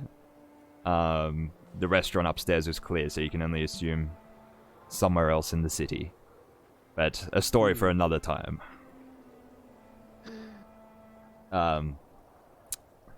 16. You have Yes. procured what you were after. What's your plan? Looking down at this cosmic gem, the countless possibilities held in its fractal form, 16's eyes start to process, rainbows flicking through the many thoughts and conclusions that will come from holding this, something that is so powerful. His mind drifts back to earlier this day when they thought about taking money from people who are clearly inebriated. Building on this thought, 16 looks up and very faintly will say, "This is too powerful for them to have. They will abuse this. No, I will not return with them. Sorry, I will not return this to them. Instead, I will become its guardian." 16 is going to open up his chest panel, and you are going to see there is an empty slot where something used to house. Is that right, Dag? Was that taken from my chest unit? You had a tiny bird in it. I don't want to know what happened to it. The core. Remember that core? Yeah. No, that White was mine taken. no, yeah. Timey-wimey stuff. This current one is fine, but one version of you did lose it. 16 is going to take the gem and start interfacing with it. You're going to see these coiled cables start to come out, and nano threads start to reach out as well, but they sort of sparkle a various spectrum, and they whip on and hold on to the gem as well, and they get to be pulled into 16's chest. And the chest panel will close, and as this happens, the rainbow lights that indicate that 16 is thinking changes to what looks like the red color that is usually held there, and perhaps I'll find out as well what happens from the GM when this power source is brought into their chest. So it's... I kind of like walk up to Prisoner as well. I'm like, did he just fuck that? No, that would imply that he was inserting himself into it. He inserted it into himself, so it would, if anything, be him, other way around. Yeah. So I want to interface 16. with it. So it's on D&D Beyond, it's a gem of whirling cosmic thought. It increases your intelligence to 20.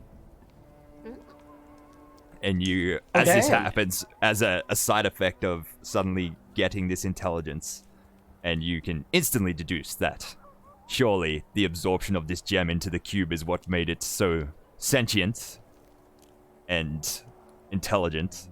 Intelligent enough that it, disguised a local thieves guild as a chef's guild in an attempt to claim territory on the island of Crag. I'm being invaded. I'm so sorry. Winky, I know. We're playing D&D. You have to go. Hello. No, Hi, Link. Hello. Okay. Hello. He wants to play too. He loves D&D and dice and all that. Abba. So the 5 of you, We're gonna play later.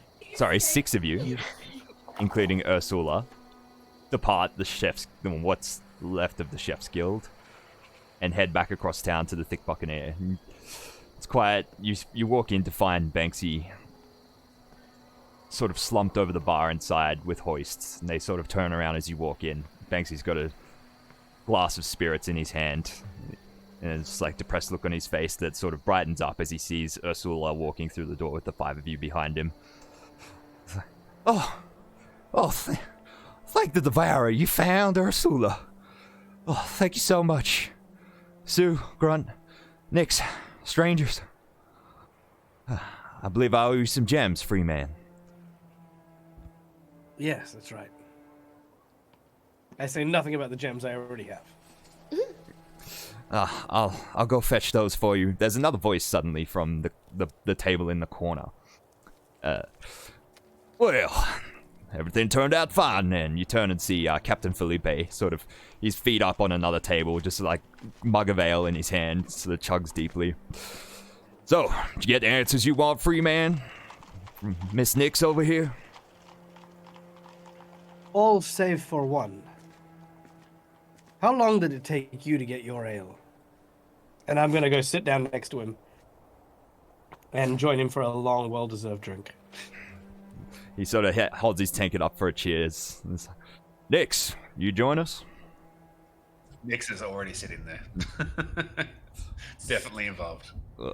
Mr. Freeman here is a very down-to-earth and straightforward kind of no-nonsense gentleman, and I dare say after our recent voyage, a friend of mine, and I believe he's looking for an answer, some of your connections that might be able to help him undo these restraints that he's got on his wrists there. Can you help him out? As a favor to me. Are you saying it to Nix? Yeah. I suppose that could be arranged. He has proven himself as quite a combatant, so perhaps I would be open to sharing this information. Sui, you... Your- sorry, go on. Your generosity is too kind, and favors will not go unforgotten, Nix. I put my hand at my ale up and clink it to Hees if he's reciprocates. Absolutely. Sui, you turn towards the kitchen, intending to head in to make the eggs that you promised Ursula. When the look on your face sort of all of a sudden just drops and a cold sweat begins to drip down your forehead. You see inside, the table is flipped over. The trapdoor you have hidden under the table is open. And the burning oven that you left on is casting flickering shadows of several silhouettes of some sort of abyssal poultry that are surging out of the trapdoor and making clucking sort of this cacophony of just unnatural clucking noises.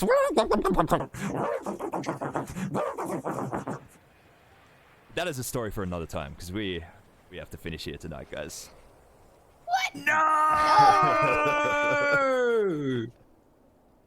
One thing I will say is that just before are we finishing it right there? If 16 wants to do the my only home thing planet needs me 16's gonna thing. No, he's going to look down at the remote and then look back to the other companions and the new friends that they've made. And with this newfound insight and knowledge, they're going to stow it away for another time. Just head over and sit down with the prisoner. Are we gonna do a reunion one shot with the party? It's possible, Is that- man. oh! Yeah. Yeah. Yeah. Hell yeah. 16 year now. He's Man, there in the world. Yeah, sorry. See, all I want to do is I want to have Barnes give like 16 a call, going, "Where the hell are you? I'm getting Yeah. chewed out. It could definitely happen. Yeah, but like Definitely, Bonds yeah. is like, where have you been? Where have you been?" Oh, Oh, stories man. Hells yeah. for That's great. another time. Another time. Yeah. Yeah. So I'm gonna, before we wrap up, I would have loved to have done some favorite moments tonight, but we've run over time. Yeah, and so yeah, but thank you so much, guys, our guests, Michael, and Josh for joining us, and hopefully we can do it again in the future. Thank you so much. 100%. Yeah. Thank you to Anytime. It was everyone an in the amazing chat. game. Particularly Zeth, aka Bloody, and Nakul fam, aka James. Thank you so much for your generosity tonight and keeping the lights running. With our guest permission, this one shot will definitely go up on my YouTube channel if that's all right with you guys. Yes, please. Yep. Definitely. Yeah. 100%. Yep. Yeah, so feel free to drop favorite moments on that when it gets posted, or in any of our Discords. Love to hear from you guys and what you thought of tonight. Near future, we'll be back Monday night for our Strange Aeons campaign as usual, and next Friday I'm doing another very special Eberron one shot with guests, Bloody, Yanti, and Evildoer, who I believe are all in the chat right now, as well as two of our regular players. Katie will be returning once again, and Adam from my Eberron and Strange Aeons campaign will also be joining us. So that's next Friday. Tune in for that. It's going to be, we're going from the Lazar Principalities to the Shadow Marches on the other side of Corvair for a swampy monster hunt. So that's going to be a lot of fun. So tune in for that next Friday. Maybe And- Grunt might be back. So thank you so much, guys. Thank you to all the new followers tonight, and thank you for the support. Thank you guys again for joining me. Thank you to my regular players for helping me out with my nonsense Thank as you for usual. having us. It's amazing playing with you guys. So Absolutely. much It's fun. Thank Yeah, you. Thank great. you That for was a joining lot of fun, us. guys. Loved it. Will there be a matching Eberron Historian episode? Unfortunately, with my full-time job I'm back to now, I probably won't be able to get another Eberron Historian episode out for a couple weeks, so unfortunately not. But stay tuned. We're going to do a raid now. Phoenix Iwaki is doing his 1-year anniversary stream, I believe, Descent into Avernus, and he had said he had some special surprises for his players tonight. So let's swing around to Phoenix Iwaki's channel right now. Read. Coming for you, Phoenix. And so while we're arming ourselves and preparing the raid, we'll take a leaf out of did I do? Oh, it's / raid, isn't it? My bad. Whoop. Oh, yeah. Nixie. Here we go. Take a leaf out of Josh's book here, and we'll do a quick speed plug of the guys plugging themselves. So Michael, and Josh, take it away. Starting with Michael. Go. You can find me as Michael's and Ewok here on Twitch. Yeah, there you go. Okay, cool. All right, cool. You can find me at DreadGM on Twitch and YouTube and all that, and see you soon. Bye. Yep, YouTube, Twitch, the whole thing, Dead Aussie Gamer. I actually play on a whole bunch of people's channels, so actually Google would probably be the easiest way to find me. Yeah. I don't have a schedule, just look, you'll find me. Alrighty, guys. Thank you so much. I have nothing to plug. See you in a couple of days. Make sure you just punish Phoenix's chat with all the love, and we'll Yes. see you next All the time. Grab love. the crypto nut. All right. See you later, everybody. Bye.